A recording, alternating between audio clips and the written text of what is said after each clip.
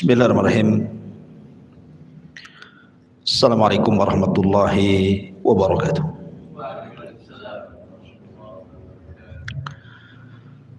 Alhamdulillah,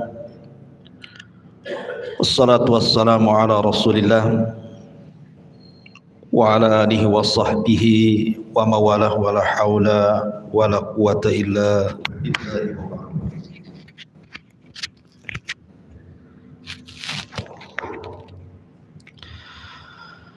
Alhamdulillah, segala puja dan pujanya milik Allah subhanahu wa ta'ala. Salawat dan salam kita hadiahkan pada Rasulullah Muhammad sallallahu alaihi wa ala alihi wasallam. Ma'asyiral muslimin yang dimuliakan Allah subhanahu wa ta'ala, alhamdulillah di malam hari ini kita berada di bulan Rabiul Awal. Artinya kita diingatkan dengan 3 peristiwa besar dalam sejarah. Pertama, kelahiran Rasul. Yang kedua, hijrah Rasul. Dan yang ketiga, wafatnya Rasul. Itu semua terjadi di bulan Rabiul Awal. Artinya malam ini kita akan murajaah bagaimana kisah Nabi sallallahu alaihi wasallam dari awal sampai akhir secara ringkas. Karena ini pertemuan terakhir wafatnya Nabi sallallahu alaihi wa ala alihi wasallam. Ma'asyiral muslimin yang dimuliakan Allah subhanahu wa ta'ala, Nabi sallallahu alaihi wasallam ketika diangkat menjadi Nabi dan Rasul, Allah subhanahu wa ta'ala memberikan waktu terbaik atau zaman terbaik dari seluruh zaman-zaman setelahnya. Karena itu berdasarkan sabda Nabi sallallahu alaihi wasallam, khairun nas qarni, sebaik-baik zaman adalah zamanku. Artinya kita akan bercerita tentang masa ataupun zaman terbaik yang pernah ada dalam Islam. Itulah zaman di mana hidupnya Nabi sallallahu alaihi wasallam dan juga para sahabatnya. Bagaimana kisah kelahirannya? Bagaimana kisah diangkatnya menjadi Nabi dan Rasul? Bagaimana kisah dakwahnya?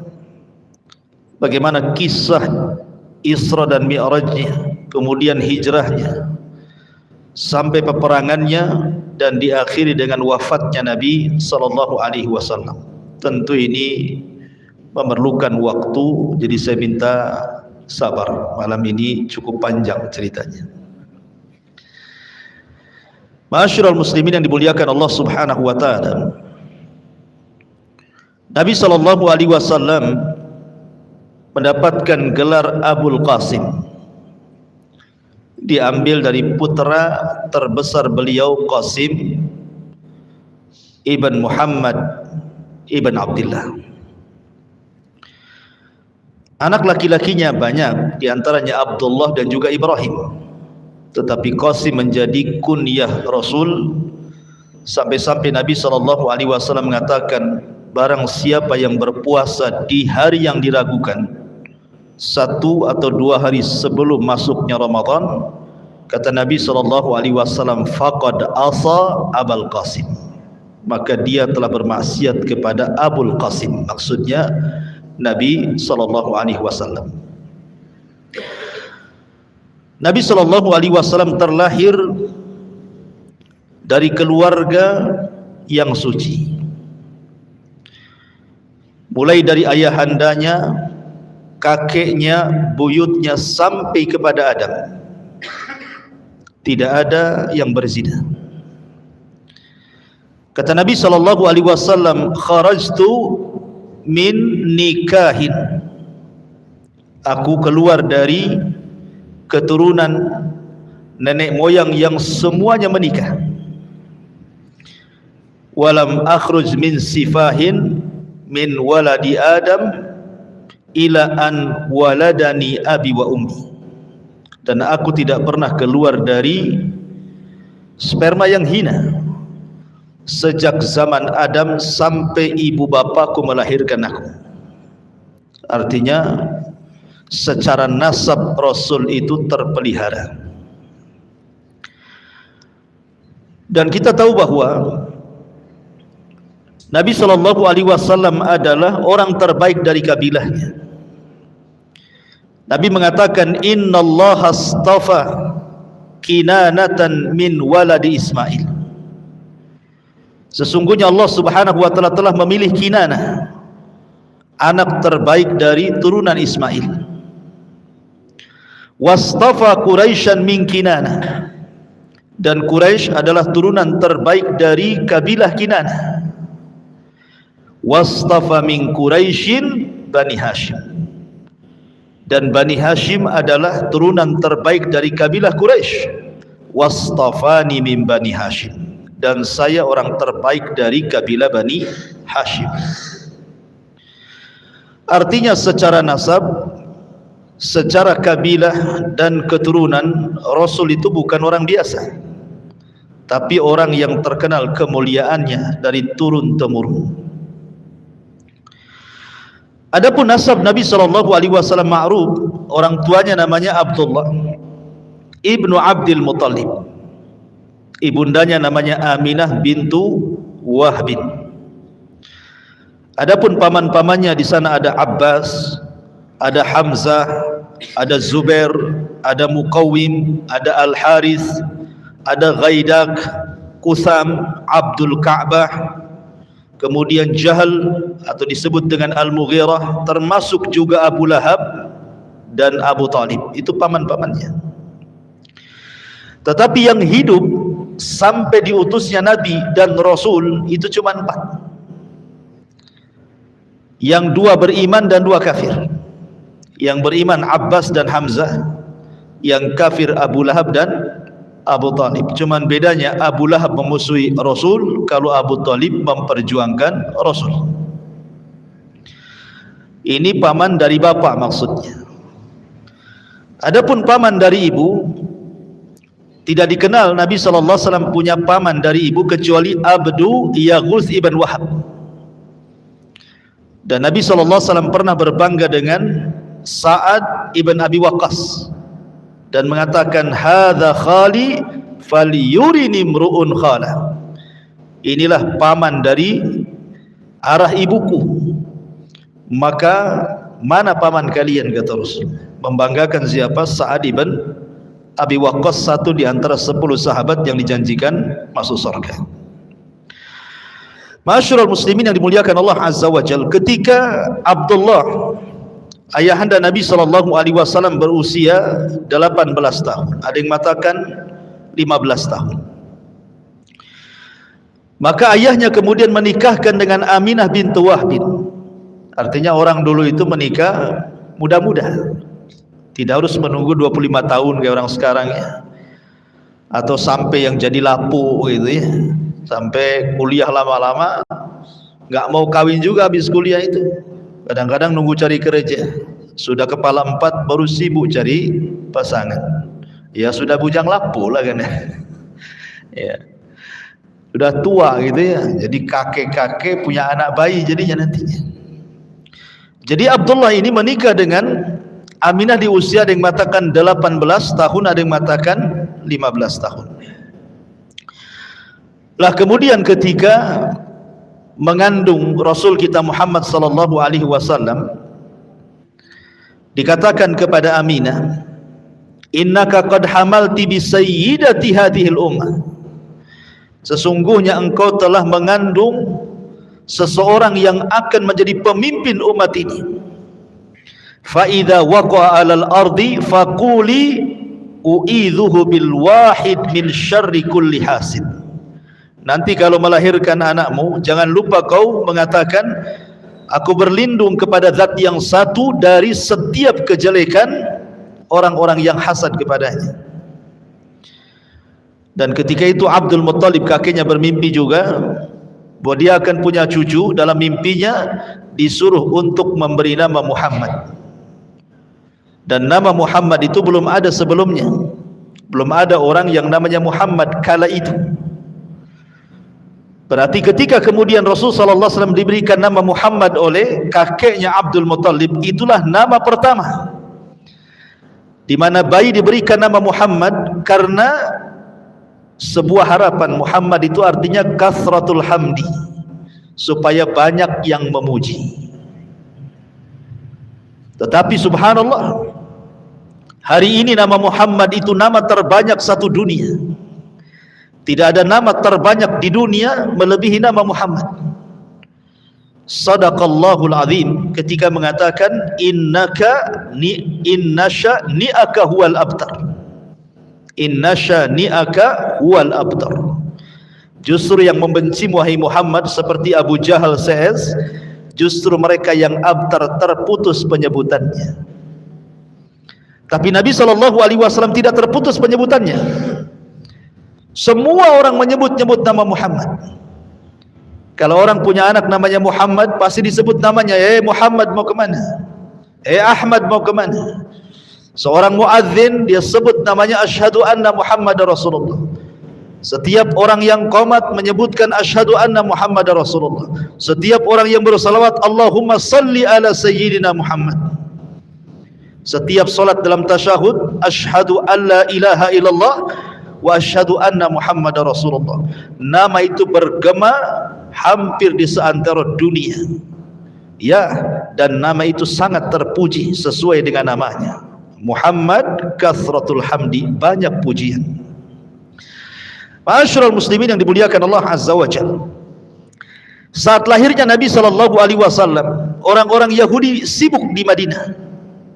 Karena ketika itu muncul bintang yang disebut dengan bintang Ahmad, dan hanya diketahui oleh orang-orang Yahudi saja. Ketika melihat para peramal Yahudi ke langit, rupanya muncul bintang yang selama ini ditunggu-tunggu. Akhirnya kemudian orang-orang Yahudi Madinah menggedor semua rumah di kota Madinah, khususnya rumah-rumah Yahudi. Adakah wanita yang melahirkan? Adakah wanita yang melahirkan? Baik Yahudi Bani Quraidah, Yahudi Bani Qunaiqa, Yahudi Bani Nadir, atau Yahudi keturunan Arab, rupanya di malam itu tidak ada satupun wanita Yahudi yang melahirkan. Harusnya ada yang melahirkan menurut mereka, karena ini pertanda kelahiran seorang nabi yang mereka tunggu-tunggu. Harusnya malam ini lahir. Rupanya mereka mendengar bahwa di Mekah ada orang yang lahir di malam itu keturunan orang mulia Abdul Muttalib. Sedihlah orang-orang Yahudi dan menangis dan mengatakan, "Zahabat nubuwwatu Bani Israil." Telah hilang kenabian dari Bani Israel dan beralih kepada orang Arab.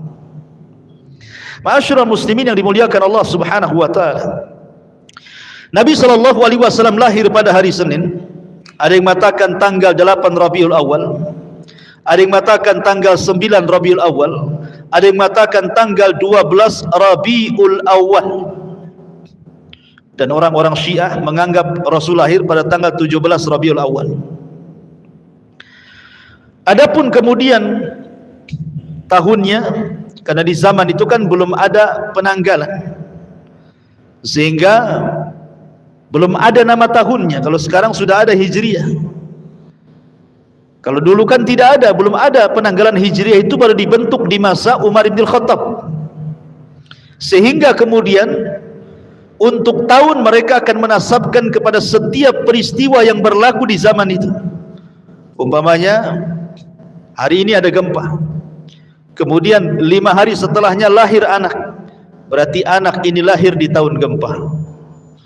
Hari ini ada puting beliung, lahir bayi, berarti lahir bayi itu tahunnya tahun puting beliung. Gitu maksudnya. Lah kebetulan kemudian sebelum Nabi SAW lahir terjadi perang. penyerangan Abrahatul Asram membawa pasukan gajah untuk menghancurkan Ka'bah. Tapi Allah Subhanahu wa taala akhirnya menghancurkan Abrahatul Asram dan mengutus burung ababil dan menghancurkan mereka semua. Kemudian ada yang mengatakan 40 hari, ada yang mengatakan 50 hari setelahnya lahirlah Nabi. Makanya kemudian tahunnya disebut tahun gajah. 8, 9 atau mungkin 12 Rabiul Awal tahun gajah. Nah, begitu. Ya. Ma'asyiral muslimin yang dimuliakan Allah Subhanahu wa taala. Ketika Rasul sallallahu alaihi wasallam lahir, banyak peristiwa dan kejadian ketika itu. Walaupun sebagian riwayat hampir semuanya lemah, tapi masalahnya dicantumkan di banyak kitab-kitab sejarah. Seperti ketika Nabi SAW lahir, muncul bintang Ahmad yang sudah diketahui orang-orang Yahudi yang sudah saya katakan tadi. Kemudian juga api Majusi yang beratus-ratus tahun mereka menyembahnya tidak pernah padam, tiba-tiba padam saat kelahiran Rasul. Kemudian 14 tiang istana Persia tiba-tiba roboh karena di saat kelahiran Nabi SAW. Ma'asyiral muslimin, termasuk juga tiba-tiba langit kemudian tidak bisa ditembus oleh syaitan dan jin, dijaga oleh Allah Subhanahu wa taala karena kelahiran Nabi SAW. Dan banyak keanehan, tetapi ada satu keanehan yang disebutkan Nabi SAW sendiri. Dia menceritakan saat dia lahir terpancar cahaya yang terbentang antara barat dan timur, seolah-olah cahaya itu menandakan bahwa orang ini kelak akan menguasai barat dan timur. Itulah Nabi sallallahu alaihi wasallam. Ma'asyiral muslimin yang dimuliakan Allah Subhanahu wa taala, ketika Nabi SAW lahir, yang pertama menyusui adalah tentunya Aminah. Tapi karena air susunya kurang bagus, akhirnya kemudian disusukan oleh salah seorang budaknya Abu Lahab namanya Thuwaibah. Ketika kemudian Thuwaibah menyusukan atau menyusui Nabi SAW menjadi ibu susuannya Nabi, Abu Lahab Thuwaibah. Lihat, pertama kelahiran Rasul, Abu Lahab itu senang. Saking senangnya dia merdekakan budaknya kan. Saking senangnya Abu Lahab itu dimerdekakan budaknya. Tapi siapa yang sangka belakangan dia orang yang paling pertama musuhi Nabi SAW juga. Pada saat kelahirannya dia orang yang paling bahagia. Saking bahagianya dimerdekakan Thuwaibah karena mau menyusui Nabi SAW. Bahkan ketika Nabi SAW sudah dewasa sekalipun dan menikah dengan Khadijah, kemudian punya anak wanita Ruqayyah dan Ummu Kulthum, keduanya dinikahkan dengan dua putra Abu Lahab. Baru setelah Nabi SAW jadi Nabi, maka Abu Lahab meminta kedua putranya menceraikan dua putri Nabi SAW. Begitulah bencinya Abu Lahab kepada Nabi SAW. Lah kebiasaan bangsa Arab, ikhwan, mereka selalu menitipkan anak-anak mereka di kampung-kampung. Untuk apa? Pertama, menjaga bahasa, karena di kota itu bahasanya sudah aneh-aneh ya. Jadi kepastian bahasa Arabnya kurang kalau di kota. Kemudian yang kedua, untuk kesehatan, karena khawatir di kota itu banyak wabah di zaman itu, sehingga untuk kesehatan bayi biasanya dititipkan di kampung sampai kemudian selesai masa susuannya atau beberapa tahun setelahnya baru dikembalikan. Termasuk juga untuk kekuatan fisik. Itulah kenapa kemudian adat istiadat di zaman itu. Jadi kalau seandainya seseorang melahirkan, maka akan dititipkan kepada badui supaya dirawat di badui beberapa tahun setelahnya. Nah, saat kelahiran Nabi SAW begitu juga, sama, banyak wanita-wanita dari Arab, dari Arab Badui, khususnya dari Bani Sa'diyah, yang ketika itu memang terkenal wanita-wanitanya pandai mendidik ya. Dan juga kebetulan memang terjadi paceklik hebat di Bani Sa'diyah itu, sehingga orang kesulitan. Akhirnya para wanita-wanita yang punya anak Karena kalau tidak punya anak kan tidak keluar dari susunya. Maka mereka kemudian datang ke kota untuk menawarkan diri siap menyusui anak-anak kota dengan imbalan sekian dan sekian. Subhanallah. Setiap ada wanita yang melihat bayi Nabi SAW, tidak ada yang mau, lewat gitu saja. Kenapa alasannya? Pertama, yatim. Ayahnya meninggal ketika Rasul berada 4 bulan di kandungan ibundanya. Sehingga kemudian kalau diambil, apa yang mereka akan dapat imbalan? Mereka tidak akan dapat imbalan. Makanya kemudian nengok bayi orang tuanya miskin, lewat gitu ya. Sampai akhirnya datanglah seorang wanita yang bernama Halimah As-Sa'diyah. Lah Halimah Sa'diyah, ikhwatu fiddin, muliakan Allah Subhanahu wa taala, dari Bani Sa'd ini, suaminya namanya Al-Haris ibn Abdul Uzza. Dialah wanita terakhir yang datang. Kenapa wanita terakhir yang datang? Pertama, dia miskin. Yang kedua, kendaraan yang ditungganginya adalah kendaraan yang kurus, sehingga tidak bisa menyusul kawan-kawannya. Kan di zaman itu bukan pakai mobil oplet gitu ya. Jadi memang kalau nggak pakai kuda, pakai keledai, pakai unta. Jadi yang ditungganginya itu unta kurus, sehingga tidak bisa menyusul kawan-kawannya. Ketika sampai di kota Mekah, tidak ada satupun bayi kecuali sudah diambil, kecuali bayi Muhammad sallallahu alaihi wasallam. Kenapa? Karena nggak ada orang yang ambil masalahnya. Sehingga akhirnya kemudian Halimah As-Sa'diyah ngomong sama suaminya, gimana ini, ada bayi cuma satu-satunya. Akhirnya kemudian suaminya hanya mengatakan, sudah ambil saja, mudah-mudahan bayi ini membawa karamah dan juga kebaikan. Akhirnya kemudian diambil. Subhanallah, betul apa kata suaminya. Halimah ini sudah kelelahan. Kemudian dia menggendong bayi namanya Abdullah. Kemudian karena kurang gizi makannya, air susunya kurang bagus. Sehingga malam itu ketika dia sudah menggendong Rasul, tiba-tiba air susunya penuh. Dan ketika Nabi SAW hendak ditetekkan di sebelah kiri, tidak mau. Kenapa tidak mau? Karena tahu itu bukan hak dia. Itu hak saudara sesusunya. Siapa? Abdullah, anak daripada Halimah.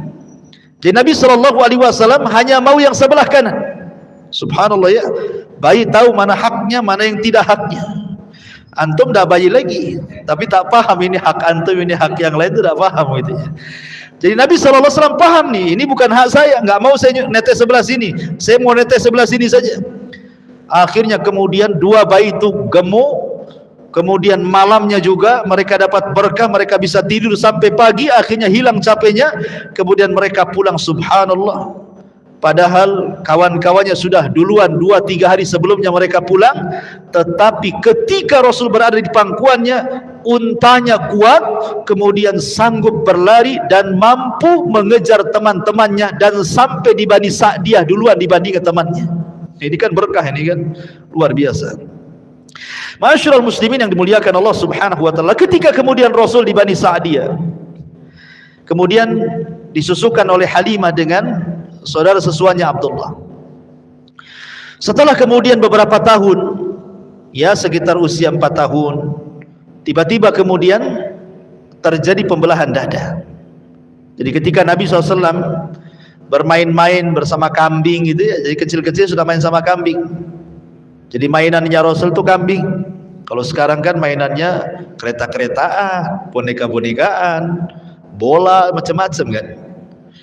Jadi Rasul itu ya main dengan kambing itulah, bersama saudara sesuannya Abdullah. Tiba-tiba kemudian datang 2 malaikat, kemudian memegang Rasul, membelah dada Rasul, mengambil jantung Rasul, kemudian meletakkan di bejana emas. Di situ ada air Zam-Zam, kemudian dibersihkan dan dimasukkan kembali. Kemudian dijahit kembali, dan itulah operasi pertama di dunia. Karena di zaman itu belum ada peralatan. Ya. Akhirnya kemudian ketahuan oleh Halimah bekas jahitannya. Apalagi kemudian anaknya kemudian dengan polosnya menceritakan kejadian itu. Ketakutanlah Halimah. Akhirnya kemudian mengembalikan Rasul kepada Aminah ibundanya, dan mengatakan kepada Aminah, saya hendak mengembalikan putramu wahai ibunda Aminah, saya takut putramu kena jin katanya. Tetapi Aminah mengatakan, jangan takut dari jin, karena bayi ini saat dilahirkan terpancar cahaya begini dan begitu, kemudian diceritakan mimpinya. Kemudian kata Halimah, kalau begitu kembalikan kembali, biar dia bersamaku kembali. Akhirnya dibalikan lagi ke Bani Sa'diyah sampai usianya 6 tahun. Ketika sudah 6 tahun, namanya ibundanya kan, berpisah dengan anaknya 6 tahun, tentu sangat rindu. Makanya oleh Halimah kemudian di usia 6 tahun dibalikkan Nabi SAW ke pangkuan ibundanya. Akhirnya kemudian ketika di pangkuan ibundanya, Aminah ingin mengajak Rasul kecil ke Madinah dalam rangka ziarah kuburan ayahandanya Abdullah, karena ayahandanya meninggal di Madinah karena terkena wabah Yathrib ketika itu. Jadi ayahandanya terkena wabah. Ya kalau zaman sekarang ya macam corona lah ya. Akhirnya sakit-sakit 1 bulan, kemudian meninggal saat perjalanan dari Mekah hendak berniaga ke Syam. Sakit 1 bulan di Madinah, kemudian akhirnya wafat. Lah kemudian Aminah ini ingin berziarah, kemudian berziarahlah ke Madinah setelah melihat kuburan ayahandanya Nabi SAW dan menginap beberapa malam di Madinah. Maka kemudian pulanglah Aminah bersama Rasul kecil dan juga budaknya namanya Ummu Aiman. Tapi sayang di antara Mekah dan Madinah ada satu tempat namanya Abwa. Rupanya Aminah sakit parah dan Allah takdirkan meninggal di Abwa. Subhanallah, Rasul menjadi yatim dari 2 arah.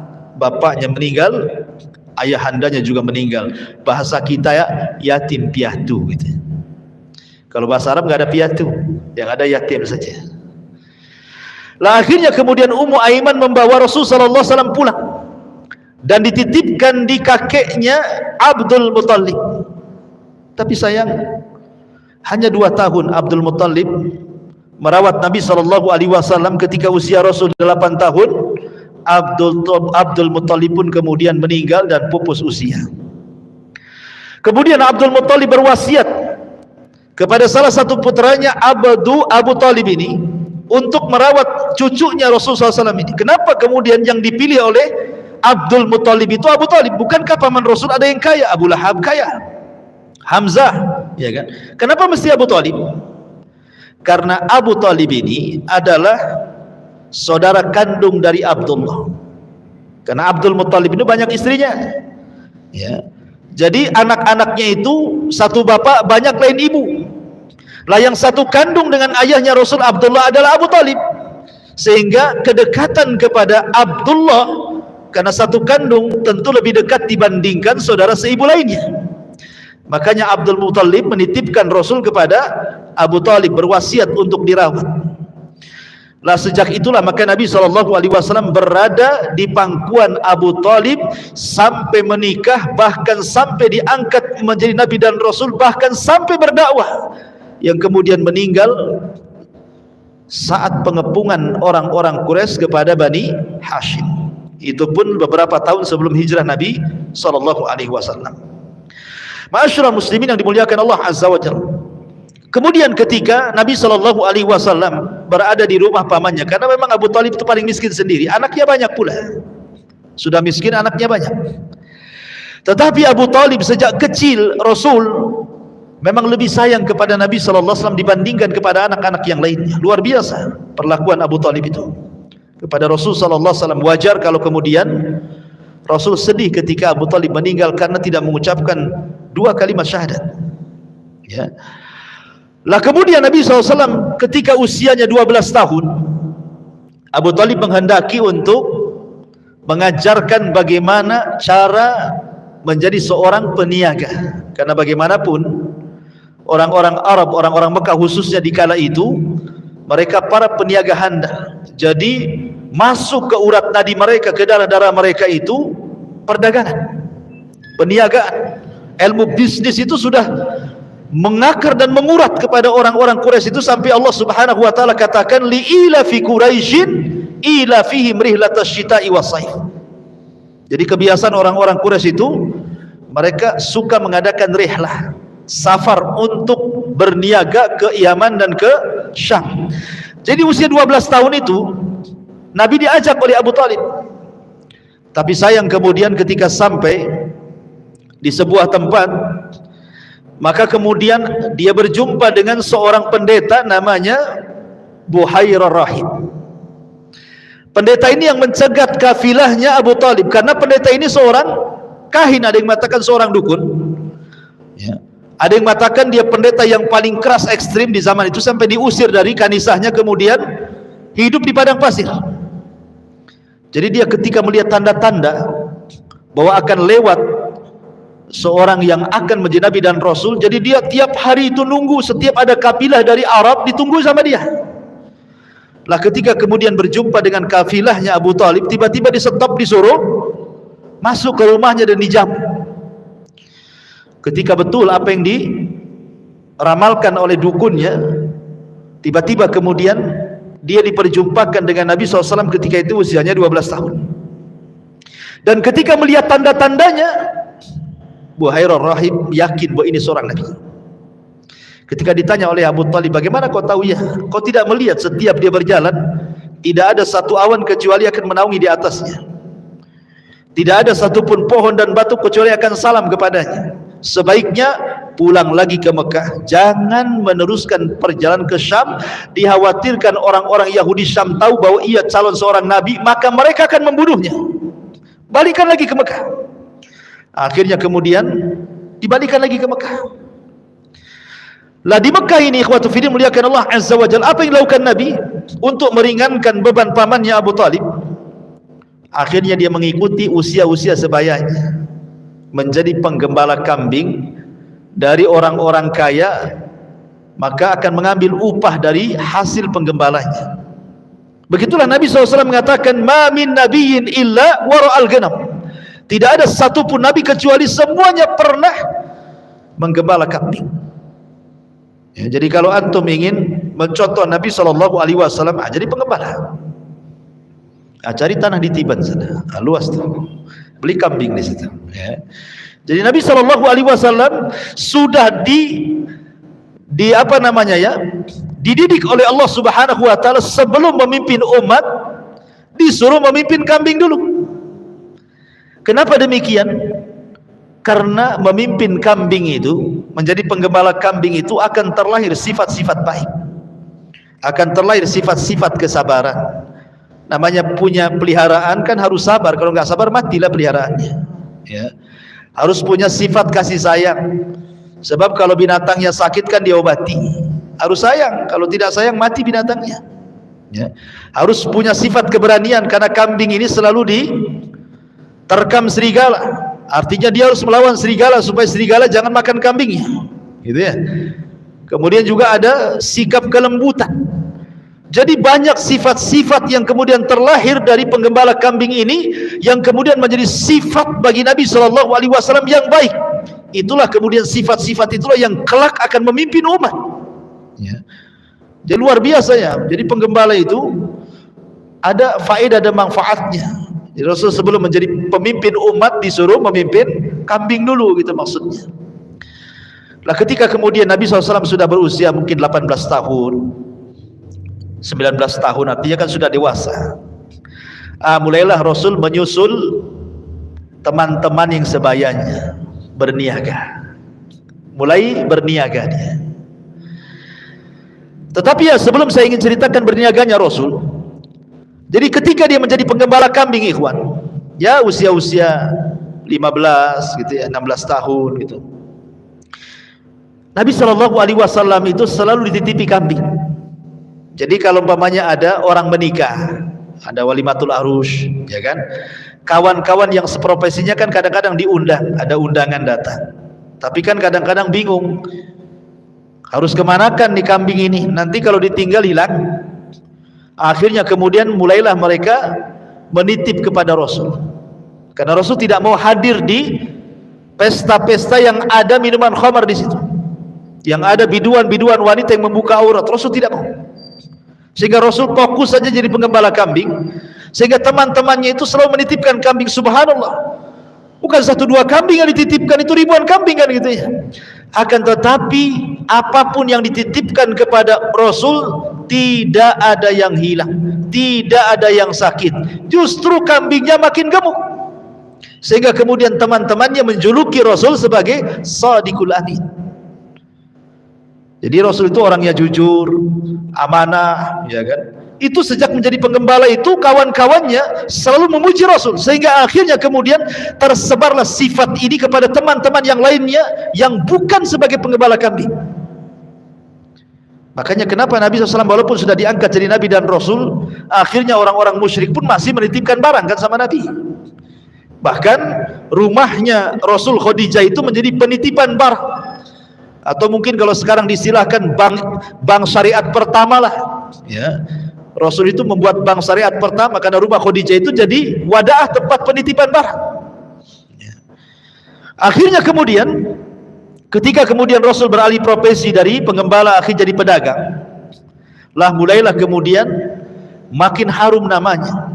Bagaimana kejujurannya dalam berniaga, bagaimana supelnya, bagaimana akhlaknya, bagaimana kejujurannya, dan begitu seterusnya, sehingga terdengar kepada seorang wanita tajirah, wanita miliarder, Khadijah bintu Khuwailid, wanita suci yang sudah menutup auratnya, padahal di zaman jahiliyah terbiasa buka aurat, tapi Khadijah sudah pakai jilbab.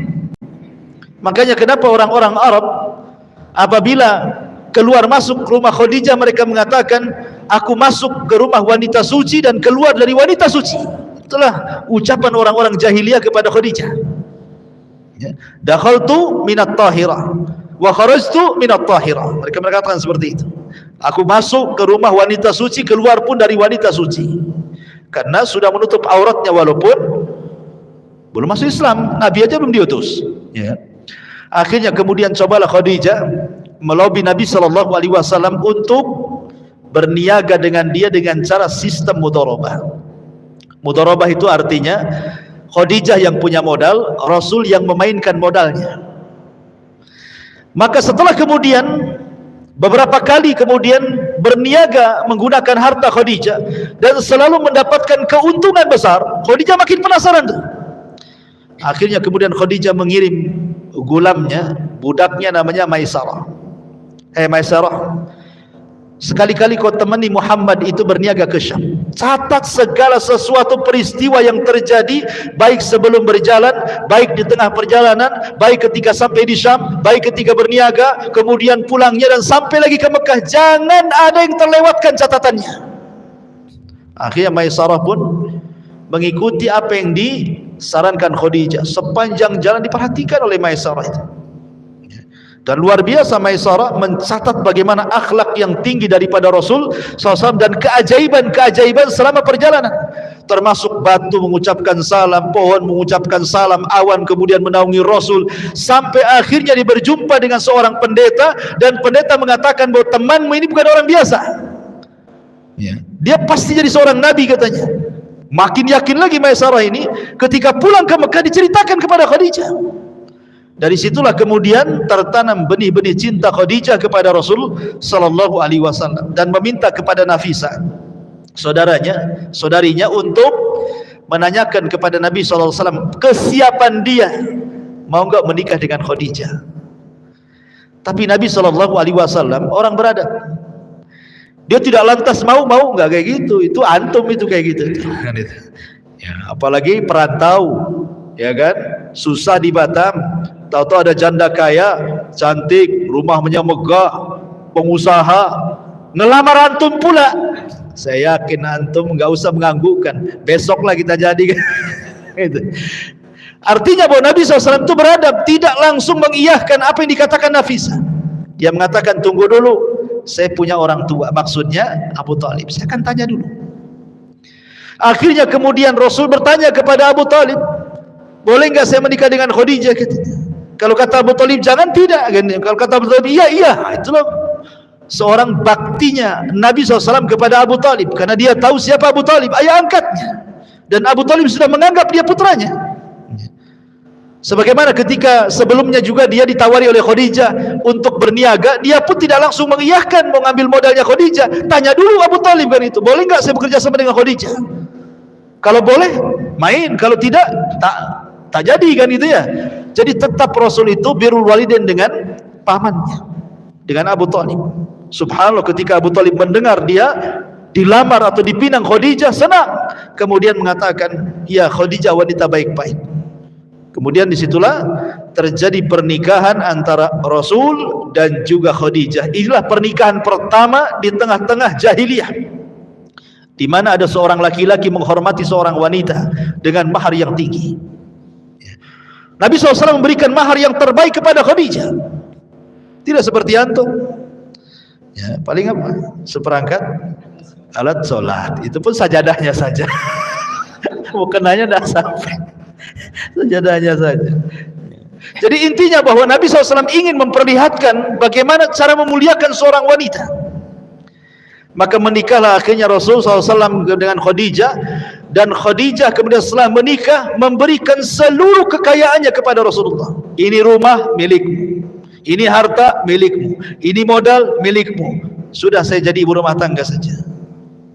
Coba seandainya antum menikah dengan janda kaya, ya, ada nggak seorang janda mengatakan ini mobil untukmu, ini rumah untukmu, kebun untukmu, rekening untukmu? Nggak ada. Yang ada, yuk kita ke notaris yuk, katanya. Ini punya saya, ini punya kamu, kan gitu kan. Tapi Nabi SAW, kenapa kok Khadijah sampai habis-habisan memberikan kekayaan kepada Rasul? Karena tahu siapa Nabi. Walaupun belum tahu dia akan jadi Nabi, tetapi Khadijah tahu akhlaknya kan. Akhirnya kemudian betul-betul Nabi SAW mengelola harta Khadijah sebaik mungkin sehingga bertambah. Disinilah Rasul berjumpa dengan para peniaga besar, berjumpa dengan Abu Bakar peniaga emas gitu ya, berjumpa dengan Utsman bin Affan, Abdurrahman bin Auf, dan para peniaga Arab. Di sini kenalannya ketika menjadi peniaga besar, tujar akbar ini. Lah dari kemudian pernikahan Rasul dengan Khadijah lahirlah Qasim, tapi sayang masih bayi sudah meninggal. Abdullah juga lahir bayi meninggal juga. Ketika melihat Rasul sedih punya anak, karena di zaman itu anak laki-laki itu anak emas masalahnya. Anak perempuan itu tidak dipandang oleh orang-orang jahiliyah. Bahkan saking jahatnya orang-orang jahiliyah kepada anak perempuan itu dikubur hidup-hidup masalahnya. Dan itu difirmankan dalam Al-Quran, wa idza busyira ahadukum bil untha dhalla wajhuhu muswadda wa huwa kadhib. Apabila dihabar gembirakan kepada mereka akan kelahiran anak perempuan, marah mereka, ya, dan mereka akan menyembunyikan anak itu. Sebagian mereka dikuburkan hidup-hidup karena aib bagi mereka. Sehingga anak laki-laki itu berharga. Jadi wajar kemudian Nabi SAW sedih ketika kematian Ibrahim dan juga Qasim dan juga Abdullah.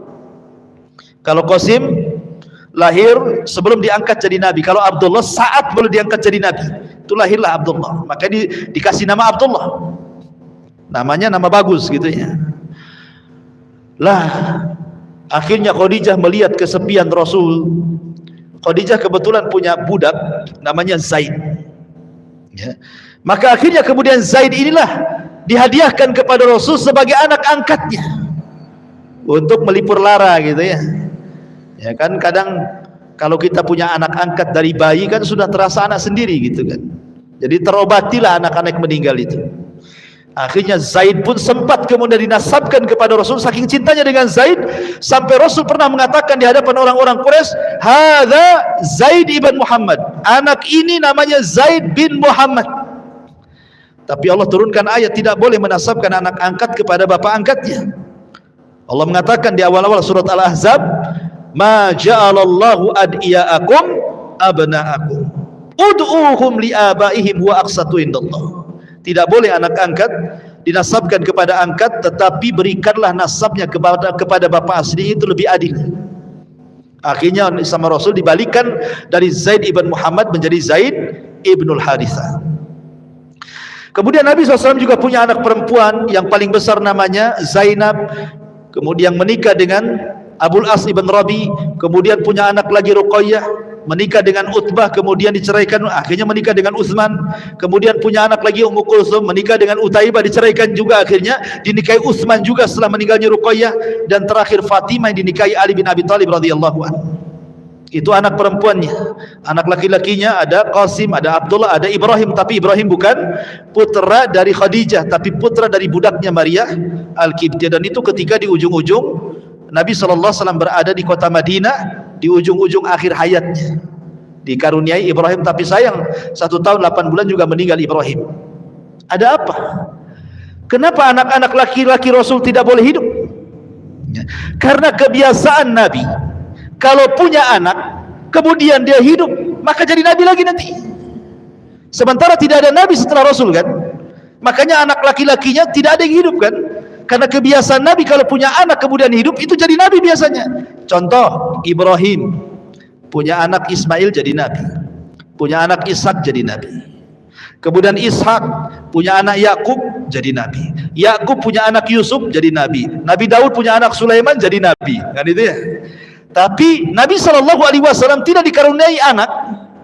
Maksudnya tidak ada yang hidup sampai besar dan meninggal di waktu bayi. Karena salah satu penyebabnya, kalau seandainya masih hidup, anak Nabi SAW dikhawatirkan jadi nabi. Dan Rasul mengatakan, la nabiyya ba'di, tidak ada nabi sepeninggalku, kata Rasul. Tidak ada nabi sepeninggalku ya. Kemudian juga yang kedua, boleh jadi supaya hikmahnya kenapa putra-putra Rasul tidak ada yang hidup sampai besar, dikhawatirkan nanti ada yang gulu, boleh jadi kemudian memuji dan menyembahnya, kan itu ya. Karena anak Nabi masalahnya, kan itu ya.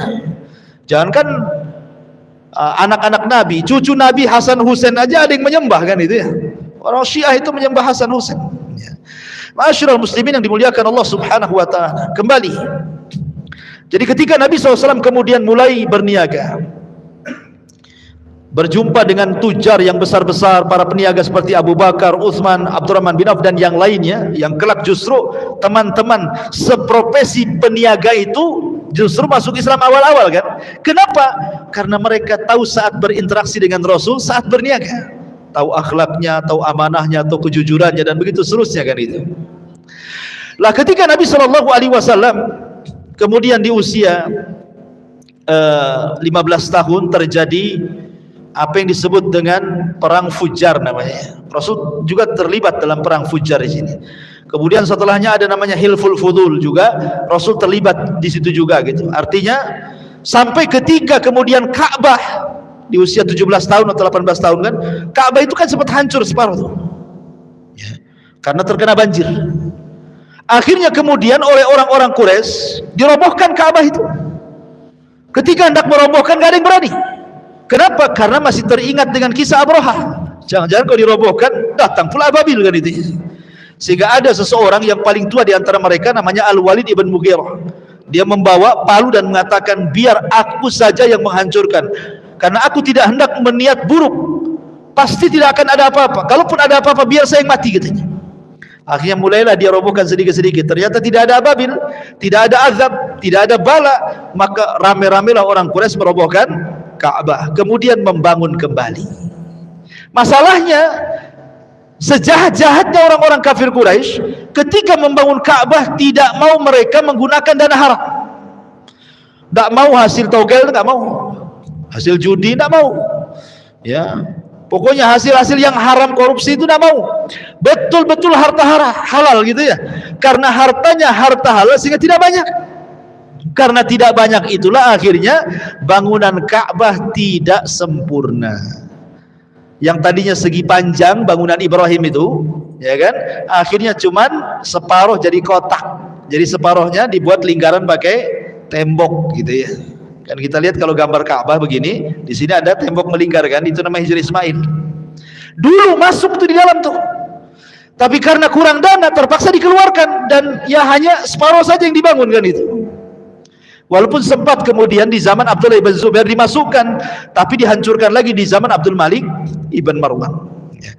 Intinya bahwa Rasul ikut juga kemudian membangun Ka'bah itu. Lah ketika peletakan Hajar Aswad itu yang kemudian banyak masalah. Masing-masing kabilah ingin meletakkan Ka'bahnya masing-masing dan hampir perang. Tapi kemudian akhirnya orang bijak mereka mengatakan, tunggu, yang berhak memindahkan itu orang yang keluar dari sana katanya. Rupanya yang keluar Rasulullah gitu ya. Ketika Nabi SAW kemudian disuruh mengangkat batu Hajar Aswad itu, kata Rasul, tidak, ini kerja rame-rame, kerja bareng-bareng, kerja bakti. Sebaiknya ambil kain, kemudian diletakkan di atas kain itu, masing-masing kabilah megang ujungnya. Akhirnya semua kabilah mengangkat Hajar Aswad dan meletakkan di situ. Lihat bagaimana Rasul bisa menyatukan umat saat itu padahal belum diangkat jadi Nabi dan Rasul. Singkat cerita, akhirnya Nabi SAW kemudian setelah menikah dengan Khadijah, kemudian punya anak laki-laki dan perempuan.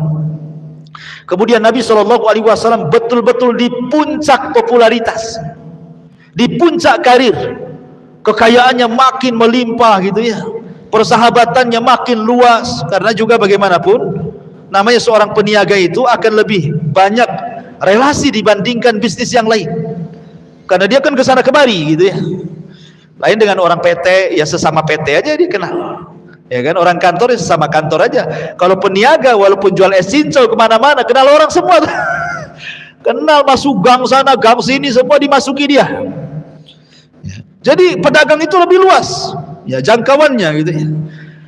Lah ketika di usia Nabi SAW ke 37 tahun, itu di puncak karir beliau, betul-betul sudah kaya raya. Apalah yang dikehendaki Nabi coba? Istri cantik, soleha, kaya, taat, anak banyak, kekayaan melimpah, orang-orang memuji dia sadiqul amin. Apa yang dicari manusia? Ini yang dicari kita ya. Kalau antum jadi orang kaya, semua orang muji antum ya, antum punya istri cantik, anak-anak banyak, bisnis lancar, apalagi yang antum cari? Paling antum cari kawin lagi. Kalau laki-laki kan itu ya. Apalagi antum cari kalau gak kawin lagi ya. Akhirnya kemudian Nabi SAW sudah mulai bosan dia melihat kondisi orang-orang Quraisy ini kok makin rusak, setiap hari makin rusak.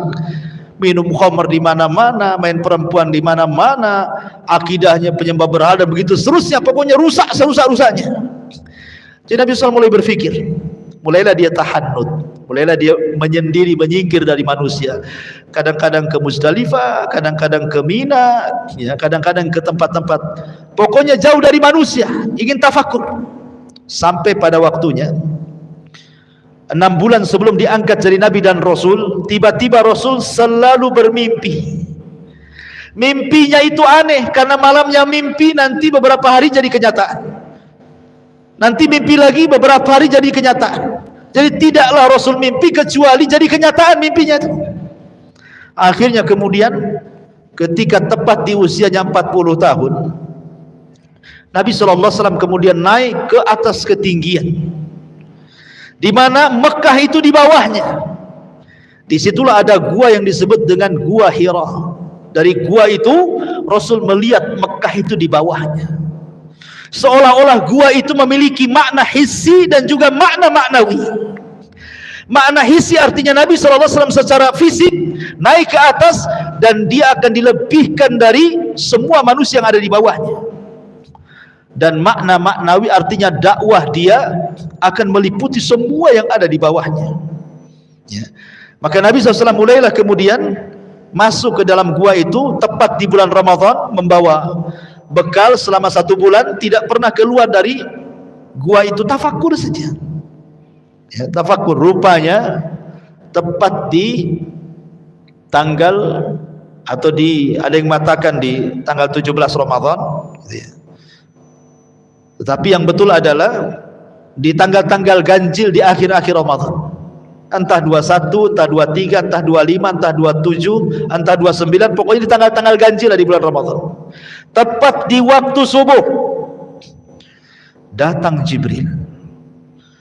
Dan sebenarnya kedatangan Jibril sudah dimimpikan Nabi. Makanya Nabi tidak kaget gitu ya. Datang Jibril dalam bentuk manusia yang ganteng, yang rapi, yang bersih, yang harum.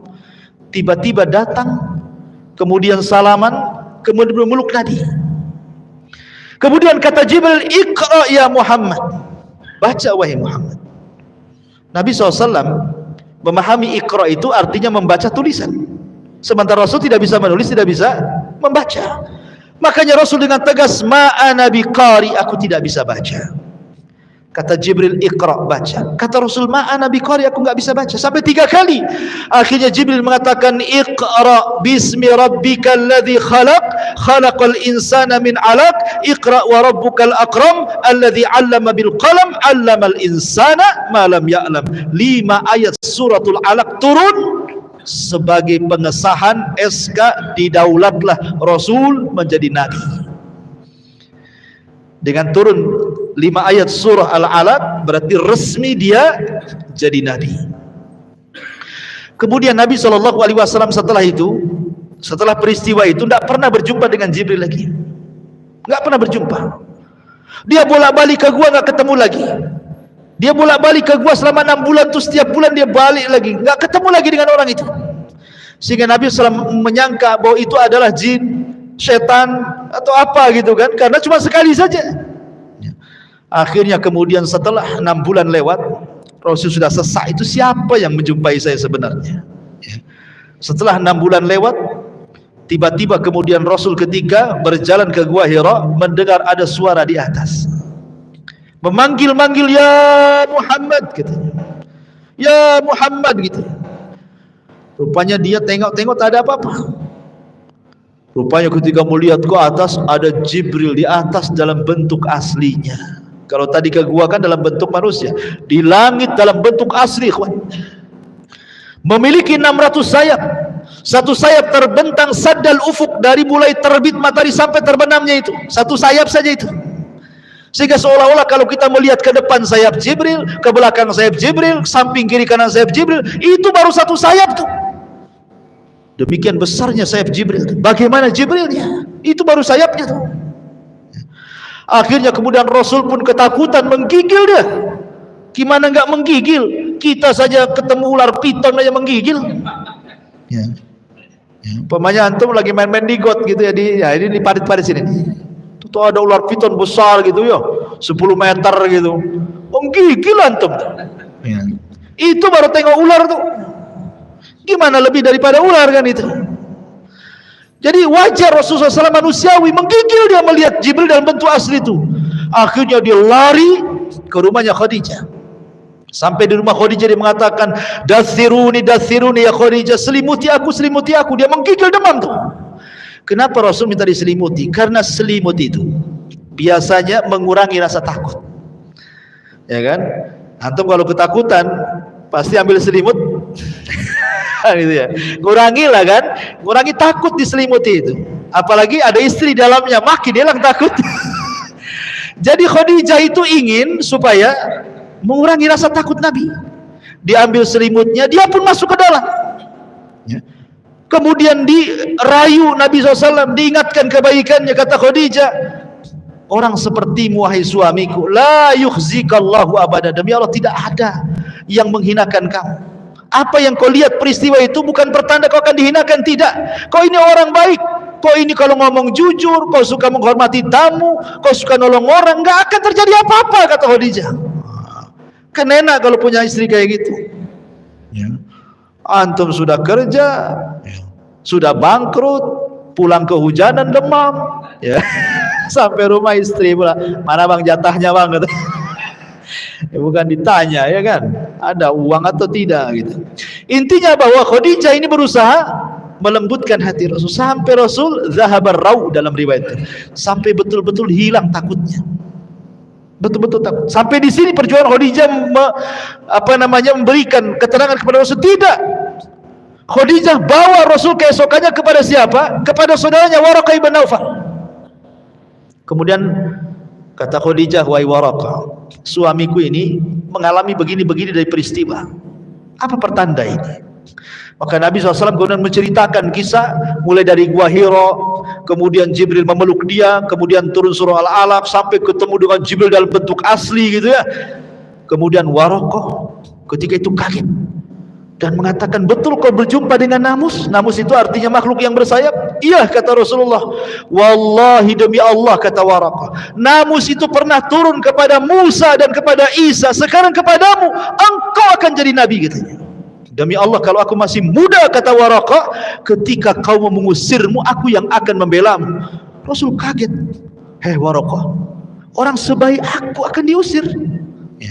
Enggak ada orang yang mencela aku, semua orang mengatakan Shadiqul Amin, aku akan diusir katanya. Kata Waraqah, ya, tidaklah orang yang membawa seperti yang kau bawa kecuali illa udhi, pasti disakiti, pasti akan diuji. Tapi sayang 6 bulan setelahnya Waraqah meninggal dunia. Dari sini terjadi khilaf pendapat, apakah Waraqah ini orang yang pertama masuk Islam dari kalangan orang dewasa ataukah Abu Bakar? Ada yang mengatakan Waraqah, ada yang mengatakan Abu Bakar. Ada yang memerinci, Waraqah itu dia beriman saat Nabi jadi Nabi, belum dia akan jadi Rasul. Tapi Abu Bakar adalah masuk ke dalam agama Rasul saat dia sudah jadi Nabi dan jadi Rasul. Ada yang kemudian berusaha menjamak seperti itu, ya. Jadi kalau Waraqah itu hanya sebatas beriman, kalau Abu Bakar bukan hanya beriman tapi mendakwahkan, gitu maksudnya. Taib, kembali. Jadi setelah kemudian Nabi SAW diberi nasihat oleh Waraqah supaya sabar, macam-macam lah. Apa yang kau hadapi ini luar biasa. Nanti akan diingatkan lagi pesannya Waraqah ini saat kematian Khadijah masalahnya. Oleh Khadijah itu akan diingatkan lagi. Lah akhirnya kemudian setelah Nabi SAW kemudian agak tenang, tidurlah di malam hari. Ketika dia sedang tidur, Jibril datang memanggil-manggil dari langit, ya ayyuhal muddathir, kum fa'anzir wa rabbaka fakabbir wa siyabaka fatahhir wa rujza fahjur wa la tamnun tastakthir wa li rabbika fasbir. Turun surah Mudaththir. Terkejut Nabi, ya, karena Jibril mengatakan, membawakan firman Allah, ya ayyuhal muddathir, hai orang yang berselimut, kum, berdiri, fa'angdir, kau sudah boleh memberikan peringatan kepada manusia. Jadi kalau apa bedanya nubuah dengan kerasulan itu? Kan nubbi'a bil alaq wa ursila bil mudaththir, diangkat jadi nabi dengan turunnya 5 ayat surah Al-Alaq, dan diangkat menjadi rasul dengan turunnya 5 ayat surah Al-Mudaththir. Kalau nubuah itu belum ada perintah untuk tabligh, belum ada perintah untuk menyampaikan risalah, hanya disuruh beriman, ya kan? Tetapi kalau sudah Rasul, ini bukan hanya beriman, tetapi sampaikan kepada manusia.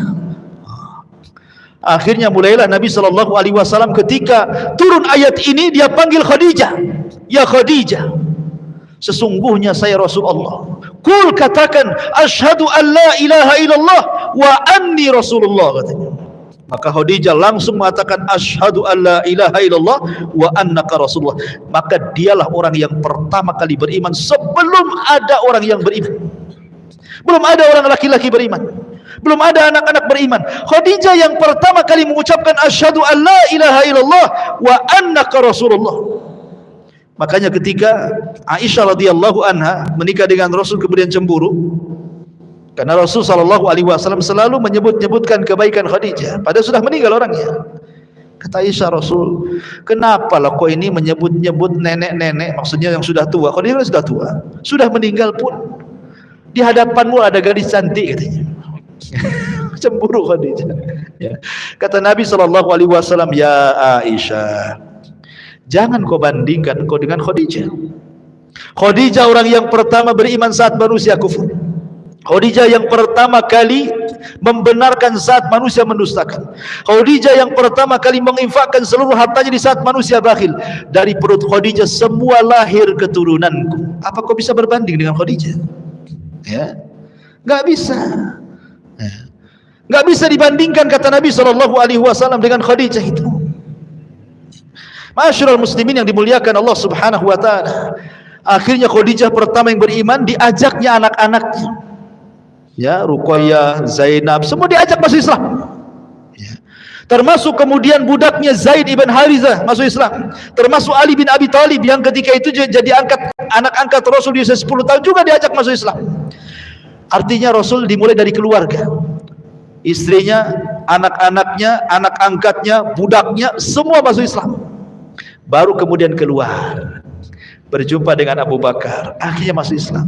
Abu Bakar kemudian ngajak Utsman masuk Islam, ngajak Tolha masuk Islam, Abdurrahman bin Auf masuk Islam, Abu Ubaidah bin Jarrah masuk Islam. Akhirnya 10 sahabat yang dijanjikan masuk surga rata-rata Islam di tangan Abu Bakar. dan itu berlangsung selama 3 tahun, yang disebut dengan dakwah sirriyah, namanya dakwah door to door, sembunyi-sembunyi. Setelah kemudian 3 tahun lewat, maka Nabi SAW diperintah untuk menjaharkan dakwah. Turun ayat, wa anzir ashiratakal aqrabin. Hai Muhammad, peringatkan orang-orang luar dari kerabatmu. Maka Nabi SAW kemudian keesokan harinya bangkit di Bukit Safa. Dia panggil-panggil kerabatnya, hei Bani Hashim, kemari. Semua dipanggil.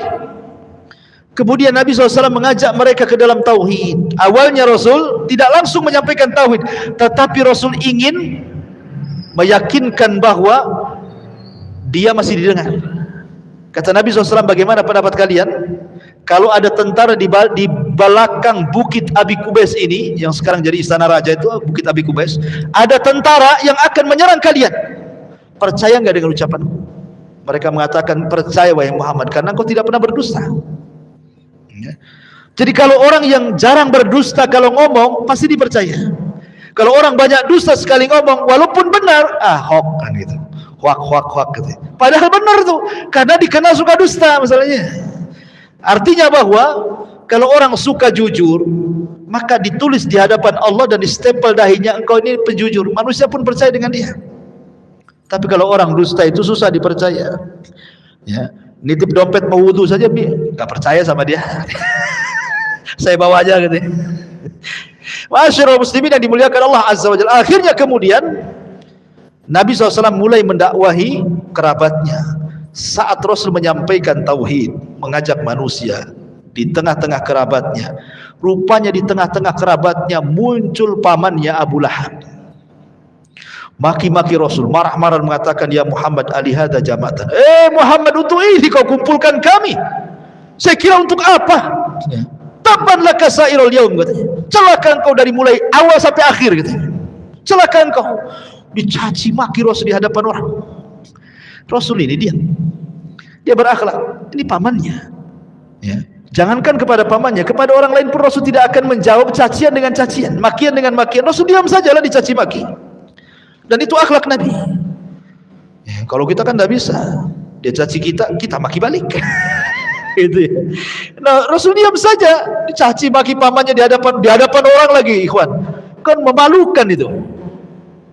Tapi Rasul diam. Tapi Allah diam? Tidak. Allah tidak diam.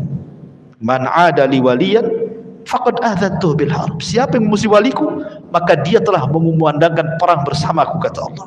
Tidak bisa. Allah kemudian mengutus Jibril. Hei Jibril, sampaikan kepada Rasulku. Akhirnya Allah menitipkan wahyu kepada Jibril. Kemudian Jibril datang kepada Rasul.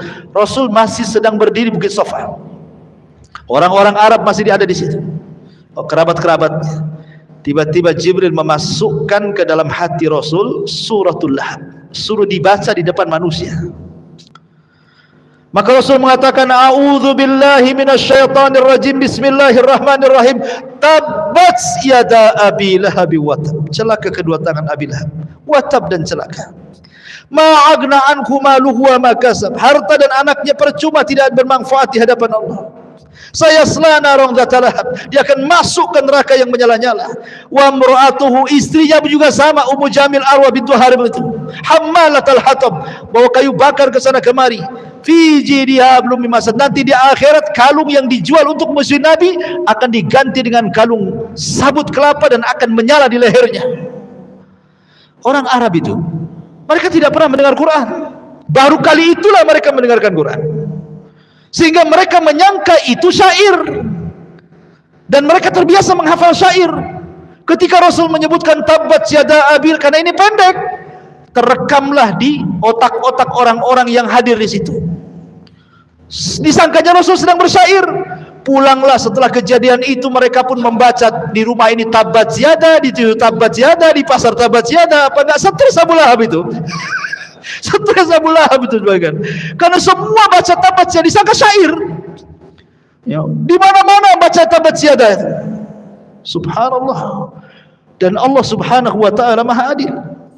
Karena Abu Lahab yang pertama kali memuji Rasul sebelum ada Abu Jahal dan yang lainnya, Allah letakkan surah Tabbat itu di surat yang paling pendek dalam juz amma.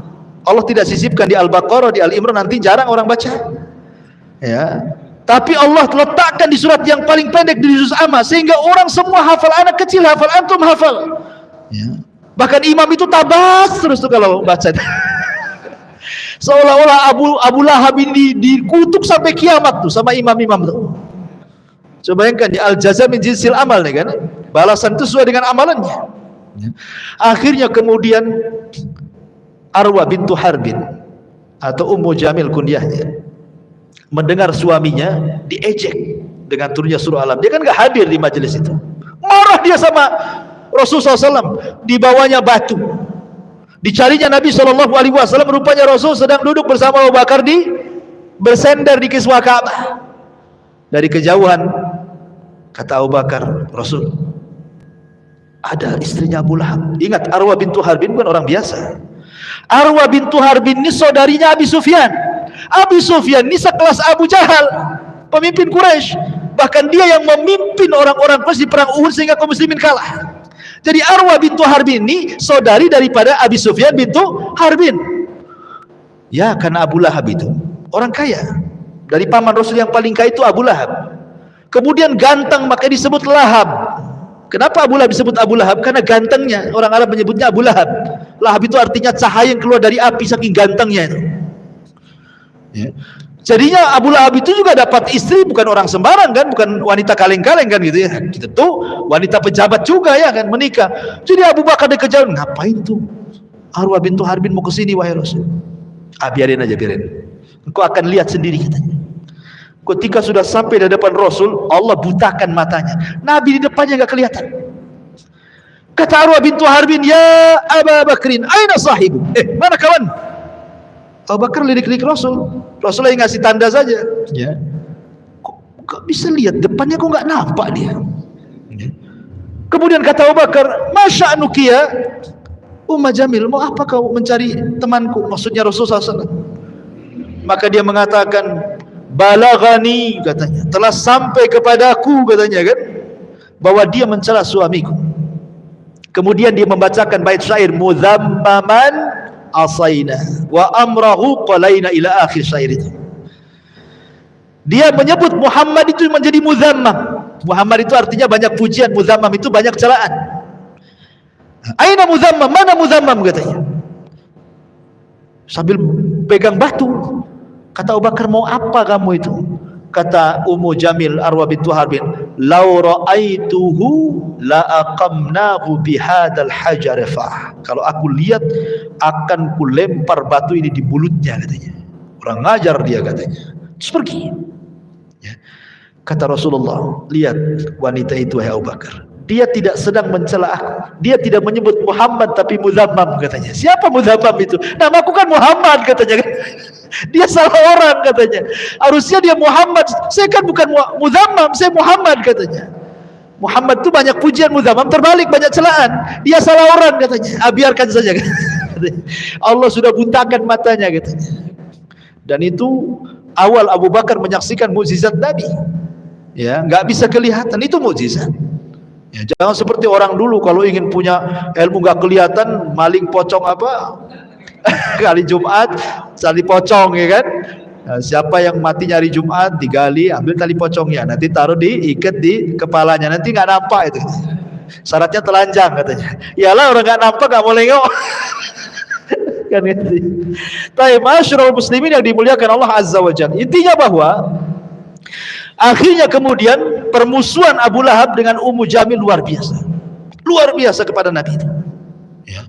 Bahkan Ummu Jamil ini sampai dia ambil kalungnya untuk dijual. Ya. Dijual untuk apa? Biaya menyebarkan hoax. Jadi dia, karena kan teman-teman mamanya banyak kan, jadi ngerumpilah di teman-teman mamanya itu, ngadu domba sana sini, makanya disebut hammalatul hatab. Ya, ngadu domba ke sana kemari. Jadi kalau Ummu Jamil menyakiti Rasul dengan lisannya, dengan cara menyebarkan hoax, kalau Abu Lahab dengan fisiknya, naruh kotoran di depan pintu Nabi. Ya, sampai ketika Rasul SAW melihat setiap hari ada kotoran di pintu rumahnya, Rasul mengatakan, "Apakah begini akhlak Arab wahai saudara-saudaraku?" katanya. Datang Hamzah, belum masuk Islam Hamzah itu, masih kafir. mendengar bahwa banyak kotoran di rumah pintu Rasul dan itu dilakukan oleh pamannya, Abu Lahab marah dia.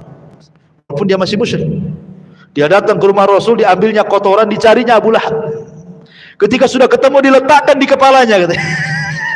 Kemudian mengatakan, "Hei Abu Lahab, kau jangan macam-macam dengan ponakanku si Muhammad, karena aku sudah mengikuti agamanya." Padahal belum. Dia pura-pura saja supaya ingin membela Rasulullah SAW, karena sudah keterlaluan, bukan akhlak Arab ini. Jadi sampai seperti itu, akhirnya justru kata-kata itu menjadi sebuah kebaikan. Akhirnya Hamzah masuk Islam kan itu. Makanya kalau kita mengatakan sesuatu terkadang jadi doa. Katakan yang bagus-bagus, jadi doa. Seperti umpamanya contohnya ibunya saya Sudes gitu ya. Pernah saya ceritakan, saya Sudes itu kan kecil-kecil nakal dia. Ya namanya anak-anak remaja kan nakal biasa. Nah, jadi kalau sudah nakal itu ibunya sudah pening kepala, apa katanya? "Hei saya Sudes, daripada kau nakal ke Masjidil Haram sana, mudah-mudahan jadi imam kau di sana," katanya. Itu aja yang diucapkan. Kalau nakal lagi ibunya ngomong gitu lagi. Kalau nakal itu lagi diucapkan. Jadi tidak pernah mengucapkan kalimat ini kecuali izhab ilal haram. Kau pergi ke haram, mudah-mudahan kau jadi imam di situ. Akhirnya ucapan seorang ibu yang soleh. Jadi kenyataan siapa yang tidak kenal Imam Sudes? Ya, jadi Imam Masjidil Haram tuh sampai sekarang siapa yang tidak kenal di satu dunia kenal Imam Sudes. Jadi kita pun sama, kalau punya anak nakal itu sana ke Al-Fajri itu gantikan Pak Imam tuh. Nanti kegantikan betul. Artinya kan mudah-mudahan jadi gini, ini enggak mati aja kau katanya, atau ketabrak mati betul. Jadi jangan sampai kemudian seseorang tuh mengucapkan kalimat buruk apalagi ke anak itu, nanti jadi kenyataan. Taib kembali. Akhirnya kemudian permusuhan terus sampai pada waktunya akhirnya kemudian Nabi SAW betul-betul diperangi oleh orang-orang kafir Quraisy. Tampillah Abu Jahal, tampillah Umayyah, tampillah kemudian Al-Walid, macam-macam musuh-musuh Nabi SAW akhirnya mulai menyakiti Rasul. Ya, terlalu panjang kalau saya ceritakan. Intinya bahwa mereka melakukan permusuhan kepada Nabi SAW sampai akhirnya mereka dengan cara lembut tidak bisa, dengan cara kasar tidak bisa, balik lagi ke lembut tidak bisa. Akhirnya mereka memutuskan untuk membunuh Nabi. Mereka ngomong kepada Bani Hashim, "Serahkan Muhammad kepada kami biar kami bunuh." Kata Bani Hashim, "Tidak, kami tidak akan menyerahkan orang kami. Kalau begitu kalian akan kami keluarkan dari Quraisy, dari Mekah, dan kami akan boikot semua makanan, tidak ada yang sampai kepada kalian. Kalian tidak boleh bicara dengan kami, kami tidak akan bicara dengan kalian. Wanita kalian tidak boleh menikah dengan laki-laki kami ataupun sebaliknya." Begitu semuanya diketatkan sehingga terjadi kemudian hisar, boikot selama 3 tahun, sampai orang-orang Bani Hashim ini saking kelaparannya makan daun karena tidak ada makanan masuk. Dari situlah kemudian harta Khadijah habis, harta Nabi habis, karena untuk memberi makan Bani Hashim yang ketika terjadi pemboikotan 3 tahun lamanya. Sampai akhirnya kemudian setelah berakhir pemboikotan itu, setelah itulah kemudian terjadi apa yang disebut dengan Amul Hazni, tahun kesedihan. Kenapa? Karena beberapa bulan setelah pemboikotan ini Abu Thalib meninggal. Subhanallah, setelah beberapa bulan setelah meninggalnya Abu Thalib, meninggal pula Khadijah, istri Nabi SAW. Maka semakin sempitlah dakwah Rasul karena orang-orang itu semakin berani. 18 kabilah mengancam Rasul, "Jangan berdakwah, kau sudah tidak ada siapa-siapa lagi yang melindungi kamu, kalau tidak kami bunuh." Akhirnya Rasul sudah tidak bisa berdakwah terang-terangan, kembali ke dakwah sirriyah, dakwah ketidak terang-terangan. Dia hanya bisa ngajak ya sebisanya diajak, karena sudah nggak bisa terang-terangan lagi, karena diancam dibunuh. Akhirnya semakin buruk suasananya, maka Rasul kemudian beringin mencari areal baru untuk berdakwah. Terpikir hendak ke Taif. Kemudian sampai di Taif sama juga rupanya. Orang Taif ini nggak menerima dakwah Rasul, baru beberapa hari saja sudah diusir.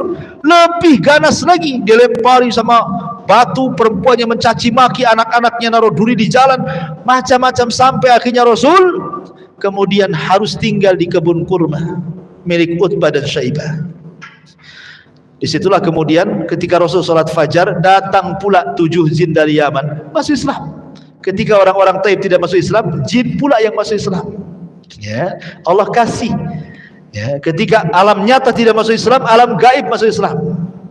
Ya, jin-jin masuk Islam. Turunlah surah Jin, kul uhiya ilayya annahu istama'a nafarun minal jinni faqalu inna sami'na qur'anan ajaba. Taib, intinya kemudian Rasul bisa berhasil masuk ke Mekah. Lah ketika berhasil lagi masuk ke Mekah karena ada perlindungan dari Adi ibn Mut'im, akhirnya kemudian Nabi SAW sudah tidak bisa sama sekali berdakwah, sesak dada Nabi. Dari situlah kemudian Rasul ingin menghibur Rasul. Terjadilah peristiwa yang disebut dengan Isra dan Mi'raj. Ingin dihibur. Namun sebelum terjadi Isra Mi'raj, ketika Rasul berada di Hatim, di rumah Ummu Aiman, Jibril datang. Kemudian membelah dada Nabi kedua kalinya, membersihkan kembali hatinya supaya makin lebar lagi. Alam nashrah laka sadrak, ya, supaya dada Nabi lebih menerima lagi kondisi. Dibersihkan dadanya dari sifat hasad, dengki, dendam, marah, semua dibersihkan, tidak ada lagi. Setelah itu kemudian diperjalankan dari Masjidil Haram ke Masjidil Aqsa yang disebut dengan Isra. Kemudian diperjalankan dari Masjidil Aqsa ke Sidratil Muntaha yang disebut dengan Mi'raj. Disitulah Rasul dapat pelajaran besar untuk menghadapi dakwah ke depan. Di langit pertama dia berjumpa dengan Nabi Adam. Adam itu hijrah dari sorga ke bumi, maka dia akan hijrah dari Mekah ke Madinah. Berjumpa dengan di langit kedua dengan Yahya ibn Zakaria dan Isa ibn Maryam. Seolah-olah nanti setelah hijrah engkau wahai Muhammad, engkau akan disakiti seperti dua nabi disakiti. Dari mana? Dari orang-orang Yahudi. Yahya dipenggal lehernya, jadikan mahar wanita pelacur. Nabi Isa diburu untuk dibunuh, kemudian diangkat ke langit. Maka engkau pun sama akan mengalami hal yang sama. Orang-orang Yahudi akan berusaha menyakitimu, bahkan sampai membunuhmu. Dan betul, upaya pembunuhan sudah ada. Ya, seperti perang Bani Nadir. Kenapa Rasul merangi Bani Nadir? Karena Rasul mau ditimpakan batu dari atas rumah. Kemudian Zainab bintu Harith, seorang wanita, setelah perang Khaybar diracun, meracun Nabi. Dan upaya pembunuhan banyak. Ya. Jadi Rasul sudah ada gambaran kenapa diperjumpakan dengan Yahya dan Isa. Ya, bahwa musuhnya akan lebih berat lagi, bukan hanya orang kafir Quraisy saja. Nanti ada lagi orang Yahudi katanya. Kemudian naik ke langit ketiga, berjumpa dengan Nabi Yusuf. Langit ketiga berjumpa dengan Nabi Yusuf, seolah-olah mengatakan bahwa sebagaimana Yusuf juga dia disakiti oleh saudara-saudaranya, dicemplungkan ke sumur, kan itu ya, dihasadi, engkau pun sama, keluargamu wajar. Abu Lahab menyakiti kamu, keluargamu akan musuhi kamu, itu wajar karena Nabi juga seperti itu sebelumnya. Kemudian naik ke langit keempat, berjumpa dengan Idris, di mana Allah katakan wa rafa'nahu makanan aliyah. Idris diangkat ke tempat tinggi, maka engkau pun akan diangkat jauh lebih tinggi dibandingkan Idris. Bukan hanya sampai ke langit keempat, ke Sidratul Muntaha, secara hissi dan maknawi engkau akan menjadi orang mulia di tengah-tengah manusia, diangkat derajat. Wa rafa'na laka dzikra, kami angkat penyebutanmu, kata Allah. Naik lagi ke langit keberapa? Kelima, berjumpa dengan Nabi Harun. Harun lembut, disukai Bani Israel, maka Rasul pun harus melembutkan kembali dakwahnya seperti lembutnya Harun kepada Bani Israel. Wa in kunta faddan ghalidhal qalbi lan faddu min hawli, kalau engkau keras wahai Muhammad, lari semua orang tuh, gak akan menerima dakwah. Dapat pelajaran dakwah lagi. Naik lagi ke langit ke-6, berjumpa dengan Nabi Musa. Nabi Musa itu orang yang paling sabar dengan Bani Israel, maka Rasul pun harus sabar menghadapi umatnya. Ya, dapat lagi kesabaran. Naik lagi ke Ibrahim alaihi salatu wassalam, ke langit ke-7. Kata Rasul, tidak ada nabi yang mirip wajahku kecuali Ibrahim. Sebagaimana Ibrahim membangun Ka'bah di bumi, maka dia bersandar di Ka'bah malaikat Baitul Ma'mur sambil dikelilingi anak-anak kecil. Al-jaza min jinsil amal. Dan Nabi SAW pun akan meneruskan perjuangan Ibrahim dengan memakmurkan Ka'bah dan membebaskan kota Mekah. Jadi Isra Mi'raj ini pelajaran besar. Yang tadinya Rasul sesak dadanya gitu ya, turun daripada Isra Mi'raj, semangat lagi dia. Udah ada, nengok para nabi aja lebih daripada saya. Makanya Allah mengatakan fasbir kama sabar ulul azmi minar rusul. Sabar kau Muhammad, sebagaimana sabarnya ulul azmi dari kalangan rasul sebelum. Jadi dapat vitamin baru nih Isra Mi'raj ini, makin semangat Rasul. Lah kebetulan 1 tahun sebelum hijrah, atau mungkin 2 tahun sebelum hijrah, datanglah orang-orang Madinah dari kabilah Khazraj yang haji ke Mekah. Ketika Rasul sudah tidak bisa mendakwai penduduk Mekah, rupanya berjumpa dengan orang-orang Ansar, 12 orang dari kalangan orang-orang Khazraj, semua masuk Islam. Kemudian mereka berjanji akan datang tahun depan. Maka terjadilah pembaiatan yang kedua yang disebut Bai'ah Aqabah yang pertama, yang hanya 12 orang. Kemudian terjadi pembaiatan yang kedua, orang-orang Madinah datang ke Mekah yang berjumlah 73 orang. Dan ketika itu Rasul mengutus Mus'ab bin Umair, kutus kau ke Madinah berdakwah di sana. Akhirnya Mus'ab berhasil mengislamkan para pembesar di Madinah, tersebarlah Islam di mana-mana. Lah ketika sahabat mereka hijrah ke Habasyah 2 kali, ya kan? Maka Rasul mengatakan, Allah sudah mengizinkan aku untuk hijrah dan Allah sudah menentukan tempat untuk hijrah. Maka semua yang ada di Mekah hijrah ke Madinah, semua yang ada di Habasyah pulang gabung ke Madinah. Nah, terjadilah hijrah pertama Rasul. Yang sebelumnya sahabat sudah hijrah ke Habasyah, tapi ini pertama Rasul hijrah dari Mekah. Bayangkan, Nabi SAW ketika hijrah itu usianya berapa tahun? Diangkat jadi Nabi saja 40 tahun. Kemudian Rasul tinggal di Mekah ketika diangkat jadi Nabi dan Rasul 13 tahun. Berarti Rasul itu ketika hijrah usianya 53 tahun. Sudah tua 53 tahun. Tidak pernah meninggalkan kota kelahirannya, tiba-tiba diusir. Coba Anda bayangkan, kita diusir dari Indonesia, dari NKRI, disuruh kemana? Kayak orang-orang atau apa itu, Myanmar tuh ya. Kan kita lihat tuh orang-orang saudara-saudara kita Muslim dari Myanmar kan, yang diusir itu sampai tenggelam-gelam di kapal tuh kan, ya, apa Muslim Uighur tuh kan. Coba bayangkan gimana rasanya diusir dari negerinya kan itu ya. Makanya Nabi SAW kemudian sebelum hijrah dia naik ke atas gua tuh, ke gua Hira, ya, kemudian dipandangnya Mekah.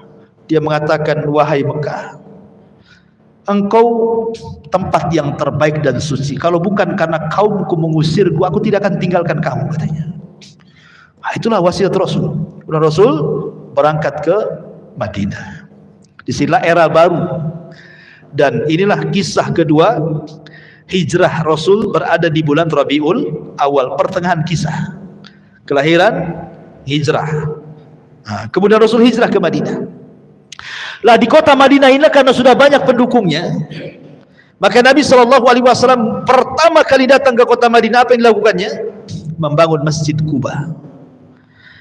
Pondasinya dulu, kemudian setelah beberapa hari berangkat ke Madinah. Di perjalanan dia singgah, karena kebetulan hari Jumat, akhirnya Rasul melaksanakan Jumat pertama kali di tengah Quba dan Madinah. Sampai di kota Madinah, dia bangun masjidnya. Ini disebut dengan Masjid Nabawi. Dan itulah masjid terbaik setelah Haram. Kemudian setelah Nabawi adalah Aqsa. Kata Rasul, la tushaddu rihal illa ila thalathati masjid. Tidak boleh safar niat ibadah kecuali ketiga masjid: Masjidil Haram, Masjid Nabawi, dan Masjidil Aqsa. Apa yang dilakukan Rasulullah SAW? Kenapa membangun masjid?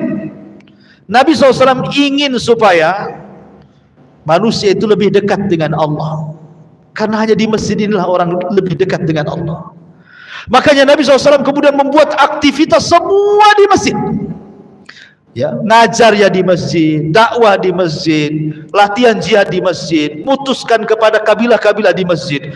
Tidak ada kecuali di masjid, tempat lain untuk membimbing umat kecuali masjid. Itu masih di zaman Rasul itu semua di masjid. Coba bayangkan, sampai latihan perang di masjid. Coba di sini latihan perang, besoknya antum jadi teroris tuh. latihan manah dalam masjid gitu ya. Latihan kuda, nggak mungkin lah kudanya dimasukkan ke sini. Mungkin orang dia, tapi dulu seperti itu. Tapi sekarang subhanallah, alhamdulillah masjid ini masih ada kajian. Tapi ada masjid-masjid yang lain itu yang hanya untuk sholat 5 waktu saja kan. Ketika habis sholat 5 waktu pun dikunci. Jadi orang yang mau sholat itu disuruh di teras. Ya. Nanti malam-malam ditulis dilarang tidur. Wah, makin tak boleh lagi, makin sepi lah masjid. Makin sepi karena hanya untuk 5 waktu sholat saja. Tidur aja tidak boleh di situ kan gitu ya. Jadi sepi. Kenapa ya? Mungkin alasannya takutlah kalau seandainya masjid dibuka lebar-lebar gak ada kuncinya, nanti jangan lagi kotak infak hilang, kotak-kotaknya hilang, jam mungkin ini ampli semua hilang semua kan itu ya. Karena sekarang ini tidak ada tempat yang lebih aman. Dulu tempat aman itu rumah dan masjid. Rumah pun tak aman, masjid pun tak aman. Sekarang gak ada tempat yang paling aman. Kemana coba? Baik, masyarakat muslimin yang dimuliakan Allah Azza wa Jalla. Maka Rasul mulai mempersatukan hati-hati orang Ansar dan Muhajirin. Karena namanya beda daerah. Ansar ini keturunan Yaman. Orang-orang Muhajirin ini memang asli orang Mekah, keras-keras orangnya. Ya kan? Orang Yaman kan lembut-lembut orangnya. Nabi SAW kemudian ingin menyatukan, mempersaudarakan. Dikenallah sejarah bagaimana Rasulullah SAW mempersaudarakan sekitar 70 orang lebih gitu ya pertama kali. Kita kenal ada persaudaraan antara Salman Al-Farisi dengan Abu Darda. Salman Al-Farisi dengan Abu Darda dipersaudarakan sama Nabi. Ingat, persaudaraan itu saling mewarisi. Jadi kalau meninggal salah satunya, hartanya diwariskan. Tapi setelah perang Badar turun ayat bahwa harta waris itu hanya untuk yang ada hubungan rahim saja, ahli waris saja. Maka kemudian dimansuh, tidak ada lagi saling mewarisi kecuali memang keluarga. Yang ada saling menolong, saling membantu dan begitu seterusnya. Ya. Jadi suatu ketika Salman Al-Farisi ini melihat istrinya Abu Darda nggak pernah dandan, karena waktu itu belum ada ayat hijab, jadi rambut masih nampak gitu kan, kucel, nggak pernah mandi, pakaiannya biasa, pokoknya nggak ada dandan, jelek lah. Ya. Jadi Salman Al-Farisi mengatakan, ya Umma Darda, dandanlah sedikit. Ya, masa kayak gini kau punya suami katanya. Kata Ummu Darda, ya Salman, anna Aba Darda laisa lihaja. Hei Salman, Abu Darda itu tidak ada hajat lagi sama saya. Kalau siang puasa, malam sholat malam, tidak ada waktu untuk saya katanya. Jadi biarlah saya seperti ini. Saya ini seolah-olah tidak punya suami aja katanya. Ya. Jadi orang dulu suami tidak memperhatikan istri itu karena rajin ibadah. Kalau sekarang lain. Karena ada orang ketiga, keempat, kelima, keenam dan begitu seterusnya kan itu ya. Jadi akhirnya kemudian Salman mengatakan kepada Ummu Darda, udah gini aja, bilang saudaranya besok datang. Akhirnya kemudian Abu Darda mendengar saudaranya akan datang ke rumahnya. Wah, disediakan kamar yang bagus, makanan yang lezat. Ya, karena menyambut saudaranya, datanglah Salman malam-malam. Ketika itu Salman sudah disediakan kamar, nggak mau tidur dia, nggak mau tidur. Abu Darda sholat. Ya. Kata Abu Darda, kenapa kau tak tidur wahai Salman saudaraku? Kata Salman, enggak. Saya akan tidur kalau kau tidur di sampingku katanya. Akhirnya Abu Darda terpaksa tidur, tidak sholat malam dia. Setelah sepertiga malam baru bangun. Ayo kita sholat katanya. Besoknya dihidangkan makanan. Abu Darda pergi, Salman suruh makan. Abu Darda datang, kok nggak habis makanannya, nggak dimakan? Tidak. Saya ingin makan berdua. Batalkan puasaku katanya. Akhirnya dibatalkan. Ya. Selama 3 hari begitu. Jadi Abu Darda sudah tidak sholat malam lagi kecuali sepertiga malam, dan tidak puasa sunnah lagi. Sebelum pulang Salman menasihati, ya Abu Darda, ingat ya, aku pernah mendengar Rasul bersabda, engkau ini hidup kasih 3 hak. 1 hak untuk keluargamu, 1 hak untuk dirimu, 1 hak untuk Rabbmu. Jangan kau habiskan untuk Rabbmu saja. Kau ada keluarga, jiwamu pun punya hak, harus istirahat, nanti sakit katanya kan. Akhirnya sampailah kabar ini kepada Rasul. Apa kata Rasul? Shadaqa Salman, benar kata Salman itu. Begitulah ukhuwah mereka ya. Sampai kepada Abdurrahman bin Auf dengan Sa'd bin Rabi. Kata Sa'd bin Rabi, Abdurrahman bin Auf, aku punya 2 rumah, kau tengok rumah itu mana yang kau cocok, ambil salah satunya. Sa'd Ibn Rabi tidak mengatakan, ini rumah yang saya tempati, saya punya rumah kos-kosan sana, kau ambil yang kos-kosan itu. Nggak gitu bahasanya. Ini 2 rumah, kau tengok mana yang cocok, ambil. Itu lain bahasanya kan. Aku punya 2 kebun, dua-duanya sudah mau buah kurmanya, kau datanglah ke kebun dua-duanya, tengok mana yang kau cocok, ambil tuh 2 kebun tuh. Bukan bahasanya, ini kebun mau berbuah, ini nanti saya panen, kau yang itu dulu aja, kau tanam dulu aja. Enggak gitu. Aku punya 3 istri, aku tengoklah 3-tiganya. Kan belum ada hijab waktu itu. Kalau kau cocok ke yang istri pertama atau istri kedua atau istri yang paling muda, istri ketiga, Aku tinggal tunjuk saja Abdurrahman, nanti besok ku ceraikan dia. Tunggu sampai masa iddahnya, ku danai kau nikah dengan dia. Ada orang kayak gitu, mengasihkan istrinya. Ya, satu aja pengen dua, yang dua pengen tiga, mau dibalikan ke orang. Nggak bisa carok istilah untuk diambil orang. Artinya bahwa sampai seperti itulah persaudaraan Muhajirin dan Ansor gitu loh, luar biasa gitu. Siapa yang mendidik mereka? Nabi SAW. Sampai akhirnya kemudian setelah Rasul agak lama di kota Madinah, barulah terjadi syariat jihad. Terjadi peperangan banyak yang sudah saya ceritakan. Terjadi perang Badar, perang Uhud, perang Hunain, Fathu Makkah, Sulh Hudaybiyah, perang Tabuk, perang Mu'tah, macam-macam perang kan. Sampai akhirnya kemudian Nabi SAW berakhir di perang mana? Terakhir kita bahas perang Tabuk. Itulah perang yang terakhir Rasul, karena yang dilawan bukan musyrik Arab, yang dilawan bukan orang-orang Yahudi Madinah. Kenapa? Karena orang musyrik semua sudah masuk Islam. Ya kan? Orang-orang Yahudi semua sudah terusir. Mekah Madinah sudah dikuasai. Perang Tabuk ini perang melawan Nasrani Romawi, dan Allah menangkan. Ya. Ma'asyiral muslimin yang dimuliakan Allah Azza wa Jalla. Lah setelah itulah kemudian detik-detik wafatnya, dan ini pembahasan terakhir, bahwa kelahiran di bulan Rabiul Awal, hijrah di bulan Rabiul Awal, dan wafat pun di bulan Rabiul Awal. Bagaimana kisah kematiannya? Ma'asyiral muslimin yang dimuliakan Allah Subhanahu wa taala. Ketika Nabi SAW pulang dari Fathu Mekah, kemudian Nabi SAW turun ayat surah Al-Maidah ayat 3. Al-yawma akmaltu lakum dinakum wa atmamtu alaikum ni'mati wa raditu lakumul Islam madina. Aku sempurnakan kepada kalian agama kalian. Aku sempurnakan nikmatku untuk kalian dan Islam sebagai agama kalian. Maknanya dengan turun Al-Maidah ayat 3, selesai tugas Nabi. Apa?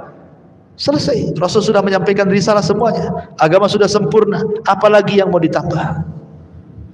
Makanya kemudian Nabi SAW beberapa hari sebelum wafatnya, Nabi mengajak para sahabat untuk berziarah ke kuburan Uhud, ke kuburan syuhada Uhud. Rasul ingin katakan kepada para sahabat, kalaulah bukan karena Allah kemudian mereka, kalian tidak akan seperti ini sekarang. Rasul tidak pernah melupakan jasa orang, apalagi sudah meninggal dan sangat berjasa. Ya, Rasul mengajak para sahabat ke kuburan Uhud. Kalau bukan karena Allah kemudian mereka, nggak mungkin Mekah jadi negara Islam, Madinah jadi negara Islam, semua orang masuk Islam. Maka Nabi SAW mengucapkan salam kepada mereka, Assalamualaikum ya ahla Uhud. Ya. Nas'alullah walakumul afiyah wa inna insyaallah bikumul lahiqun. Keselamatan bagi kalian wahai syuhada Uhud, katanya. Sesungguhnya kami hanya meminta kepada Allah agar Allah memaafkan diri kami dan juga kalian, dan ingat kami pun akan menyusul kalian, kata Rasul. Kemudian Rasul pulang. Di tengah jalan Rasul menangis. Semua sahabat menangis. Kemudian sahabat bertanya, kenapa Rasul menangis? Kata Nabi SAW, Ishfaqtu ikhwani. Aku rindu dengan kawan-kawanku, wahai sahabatku. Sahabat mengatakan, ya Rasul, awalasna ikhwanuka. Rasul, bukankah kami teman-teman? Lalu kami ini siapa? Kata Nabi SAW, antum lastum ikhwani. Kalian bukan saudara, bukan teman-temanku. Antum ashabi, engkau sahabatku. Lalu siapa teman-temanmu wahai Rasul? Maka Rasul mengatakan, ikhwani alladzina ja'u min ba'di wa lam yarawni wa yu'minu bi. Sebuah kaum datang sepeninggalku, mereka tidak pernah melihatku tapi beriman denganku. Aku rindu berjumpa dengan mereka. Akhirnya kemudian Rasul pulang, sampai akhirnya dia pun pada giliran rumah Maimunah. Disitulah mungkin semakin parah sakit Nabi SAW akibat racun yang pernah dimakannya. Sakit parah Rasul. Kemudian Rasul mengatakan kepada Maimunah, wahai Maimunah, kumpulkan istri-istriku yang lainnya, kumpulkan. Kemudian berkumpullah istri-istri Nabi SAW, mengatakan, kata Rasul, sudikah kalian kalau seandainya malam-malam terakhirku bersama Aisyah? Kata istri-istrinya, silahkan wahai Rasul, keputusanmu ada di tangan. Akhirnya kemudian Rasul memanggil Abbas dan juga Ali untuk menggendong dia, karena dia tidak bisa tapara ke rumah Aisyah. Kenapa rumah Aisyah? Karena satu-satunya kamar yang Jibril turun hanya di rumah Aisyah. Jibril tidak pernah turun di rumah istri-istri yang lainnya. Itu yang menjadikan kenapa Rasul sayang dengan Aisyah. Jibril saja sayang dan menyampaikan salam kepada Aisyah radhiyallahu anha, dan tidak ada istri Rasul selain Khadijah yang mendapatkan salam dari Jibril kecuali Aisyah dan Khadijah. Tapi Khadijah lebih daripada Aisyah. Bukan hanya Jibril nitip salam, Allah nitip salam kepada Khadijah. Akhirnya Rasul dipapah. Lah ketika dari kamar Maimunah ke rumah Aisyah itu, kan sahabat nampak Rasul lagi dipapah kan itu. Tersebarlah kepada sahabat seantero kota Madinah. Rasul sakit parah, Rasul sakit parah. Khawatir para sahabat. Semua datang dari rumah-rumah mereka, mengutus orang-orang mereka, suruh melihat kondisi Nabi seperti apa. Akhirnya orang pun menunggu di Masjid Nabawi karena saking banyaknya sampai keluar masjid. Kemudian suara mereka, tangis kesedihan mereka sampai masuk di kamar Aisyah. Kata Rasul, ada apa? Kok banyak gaduh kali di luar itu? Kata Aisyah radhiyallahu anha, dia mengatakan, mereka sahabat-sahabatmu Rasul. Mereka mengkhawatirkan kamu. Akhirnya kata Rasul mengatakan, panggil Abbas dan Ali. Panggil Abbas dan Ali. Kata Rasul, papa aku. Aku ingin melihat sahabatku, katanya. Akhirnya kemudian Nabi SAW masuk ke Masjid Nabawi. Itulah kemudian Rasul dengan tertatih-tatihnya naik ke atas mimbar, dan itulah khutbah terakhir Rasul. Karena setelah itu Rasul tidak pernah lagi khutbah karena meninggal. Rasul berkhutbah di situ. Salah satu khutbah Rasul, dia mengatakan, "Man kuntu akhadtu malan, fahadha mali falyakhudh minhu." Wahai sahabatku, siapa yang dulu ku ambil hartanya, ini hartaku ambil sekarang. Wa man kuntu dharabtu dhahran, siapa yang dulu ku pukul pundaknya, fahadha dhahri falyaqtas minhu, silahkan pukul aku sekarang. Wa man kuntu syatamtu irdan, fahadha irdi falyaqtas minhu. Atau dulu pernah ku caci, ku maki, ku rendahkan, ku gibah, ini kehormatanku, caci sekarang, maki sekarang, rendahkan sekarang. Seolah-olah Rasul ingin mengajarkan kepada kita bahwa di akhir-akhir hayat itu kalau bisa jangan membawa dosa. Jangan membawa dosa. Kalau orang sudah sakit dan parah, ya, kalau bisa minta maaf orang lain. Jangan kemudian setelah meninggal sibuk pula orang berdiri. Ya, kalau jenazah ini ada hutang, ini keluarganya bisa bayar sama beliau kan gitu. Kalau dulu punya salah tolong maafkan, nggak ada gunanya ikhwan. Justru saat-saat sakit itulah ingat kok dulu kalau punya salah, punya hutang, cepat bayar sama si An. Saya pernah gibah dia, tolong minta maaf sama dia. Kan begitu. Itu yang diajarkan Rasul kepada kita. Ya. Akhirnya kemudian Nabi SAW berkhutbah banyak sampai terakhir Rasul SAW kemudian mendoakan para sahabat dan mengatakan, awakumullah, hafidhakumullah, nasarakumullah, dan begitu seterusnya. Semoga Allah menjaga kalian, menolong kalian, melindungi kalian, dan begitu seterusnya. Kemudian Rasul mengatakan, titipkan salamku kepada siapapun dari umatku.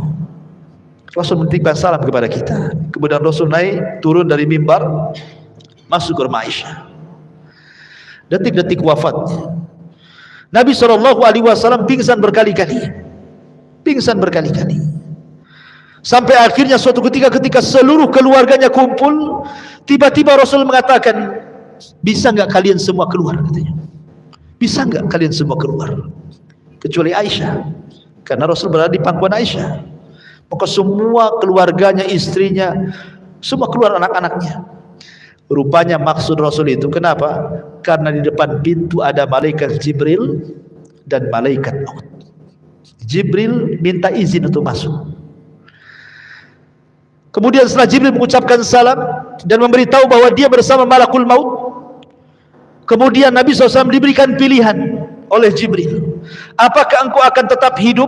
So, malaikat maut tidak akan mencabut hari ini, dan engkau akan senang dengan apa yang kau telah perjuangkan selama ini, ataukah engkau akan menyusul saudara-saudaramu di Rafiqil A'la sana, di surga yang paling tinggi bersama para nabi, orang-orang soleh, para siddiqin, para syuhada? Ya, pilih mana? Maka Rasul tiba-tiba mengisyaratkan tangannya. Aisyah mengatakan, demi Allah, aku baru perasan Rasul sedang diberikan pilihan. Karena setiap para nabi diberikan pilihan, mau hidup atau mati. Ya kan? Makanya kemudian Rasul menunjukkan sampai ke atas begini, ila rafiqil a'la, ila rafiqil a'la, kata Rasul. Saya memilih ke atas, saya memilih ke atas. Maknanya milih meninggal. Karena apa yang di sisi Allah lebih baik dibandingkan di dunia. Ya. Maka Rasul mengatakan, ala wa inna lil mauti la sakarat. Ingat, pada kematian itu ada rasa sakaratnya, ada rasa pedih, ada rasa sakitnya. Rasul merasakan sakit luar biasa, melebihi manusia biasa saat kematiannya. Tapi tentu maksudnya adalah rasa sakit yang diderita seorang mukmin saat kematiannya boleh jadi itu akhir penggugurkan semua kesalahannya. Tapi rasa sakit orang-orang kafir saat meninggal boleh jadi itu awal azab bagi dia. Ya. Makanya Nabi SAW kemudian terakhir mengucapkan as-salatu salah wa ma malakat aymanukum. Jaga oleh kalian salat, jaga oleh kalian salat, dan hamba-hamba sahaya kalian, tolong lindungi mereka, jangan zalimi pada mereka. Itulah ucapan yang terakhir yang diucapkan Nabi SAW. Kemudian dia mengucapkan tahlil la ilaha illallah. Kemudian setelah itu Nabi SAW meninggal dunia tepat pada hari Senin tanggal 12 bulan Rabiul Awal tahun 11 Hijriyah. Rasul meninggal dunia. Aisyah radhiyallahu anha melihat kematian suaminya berada di pelukannya. Dia tidak bisa bergerak. Apa yang harus dikatakan kan begitu? Dia sudah meninggal. Sehingga Nabi SAW, Aisyah hanya berusaha berteriak, mata Rasulullah, mata Rasulullah. Rasul sudah meninggal, Rasul sudah meninggal. Maka orang-orang yang di samping pintu masjid yang dekat dengan suara Aisyah itu langsung berteriak, mata Rasulullah, mata Rasulullah. Akhirnya semua mengucapkan kalimat itu. Setelah betul-betul mereka mengatakan bahwa Rasul sudah meninggal, semua seperti orang tidak sadar. Ali tidak sanggup berdiri, Utsman tidak sanggup berdiri. Aneh-aneh kelakuan para sahabat. Umar pulang ke rumahnya, ambil pedang, kemudian ngancam-ngancam orang. Siapa yang mengatakan Muhammad mati, ku penggal dia lehernya, katanya. Dia tidak mati. Dia sedang pergi 40 hari, nanti akan kembali matahkan tangan kaki orang munafik. Wah, semua sibuk para sahabat. Apa yang harus mereka lakukan? Kecuali satu orang yang tetap tegar. Siapa? Abu Bakar Siddiq radhiyallahu anhu. Datang Abu Bakar Siddiq radhiyallahu anhu menenangkan Umar. Uskut ya Umar.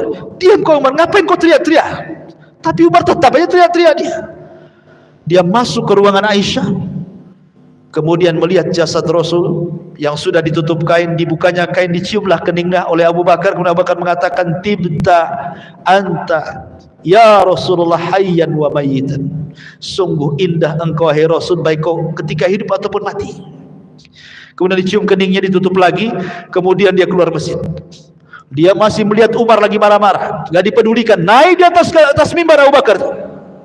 Kemudian Abu Bakar mengatakan di hadapan manusia, ayyuhan nas, man kana minkum ya'budu Muhammadan fa inna Muhammadan qad mat, wa man kana ya'budu Allah fa inna Allah hayyun la yamut. Manusia, siapa di antara kalian yang masih menyembah Muhammad, Muhammad sudah mati. Tapi siapa di antara kalian yang menyembah Allah, Allah zat yang tetap hidup dan tidak akan pernah mati. Kemudian Abu Bakar membacakan satu ayat, wa ma Muhammadun illa rasulun qad khalat min qablihi rusul afa immata aw qutilan qalabtum ala aqabikum wa man yanqalib ala akibaihi falan yadurrallaha syai'a wa sayazillahu syakirin. Tidaklah Muhammad itu melainkan sama dengan rasul-rasul sebelumnya. Apakah kalau dia meninggal atau dia dibunuh kalian akan murtad lagi? Demi Allah, siapapun yang murtad dari agama kalian tidak memadaratkan Allah sama sekali. Karena Allah hanya membalas orang-orang yang bersyukur di antara kalian. Kata Anas bin Malik, demi Allah, ketika Abu Bakar membacakan ayat ini, seolah-olah ayat ini baru turun, padahal sudah turun dari zaman Nabi. Semua sadar bahwa Rasul sudah meninggal. Maka Rasul SAW kemudian meninggal di hari Senin dan baru dikebumikan di hari Rabu. Setelah terangkatnya Abu Bakar Siddiq menjadi khalifah sepeninggal Nabi sallallahu alaihi wa ala alihi wasallam. Dari sini maka berakhirlah sirah Nabawi yang sudah kita kaji. Mungkin ke depannya insyaallah kita akan mengkaji siratul anbiya, sirahnya para nabi yang lainnya. Ya, berarti dimulai daripada Nabi Isa naik ke atas sampai kepada Adam, dan juga qasasul Quran, kisah-kisah Al-Quran yang baik kita ambil ibrah dan pelajarannya. Mudah-mudahan ada manfaatnya. Akhir kalam, Subhanakallah bihamdika asyhadu an la ilaha illa anta astaghfiruka wa atubu ilaik. Allahu ta'ala alam. Assalamualaikum warahmatullahi wabarakatuh.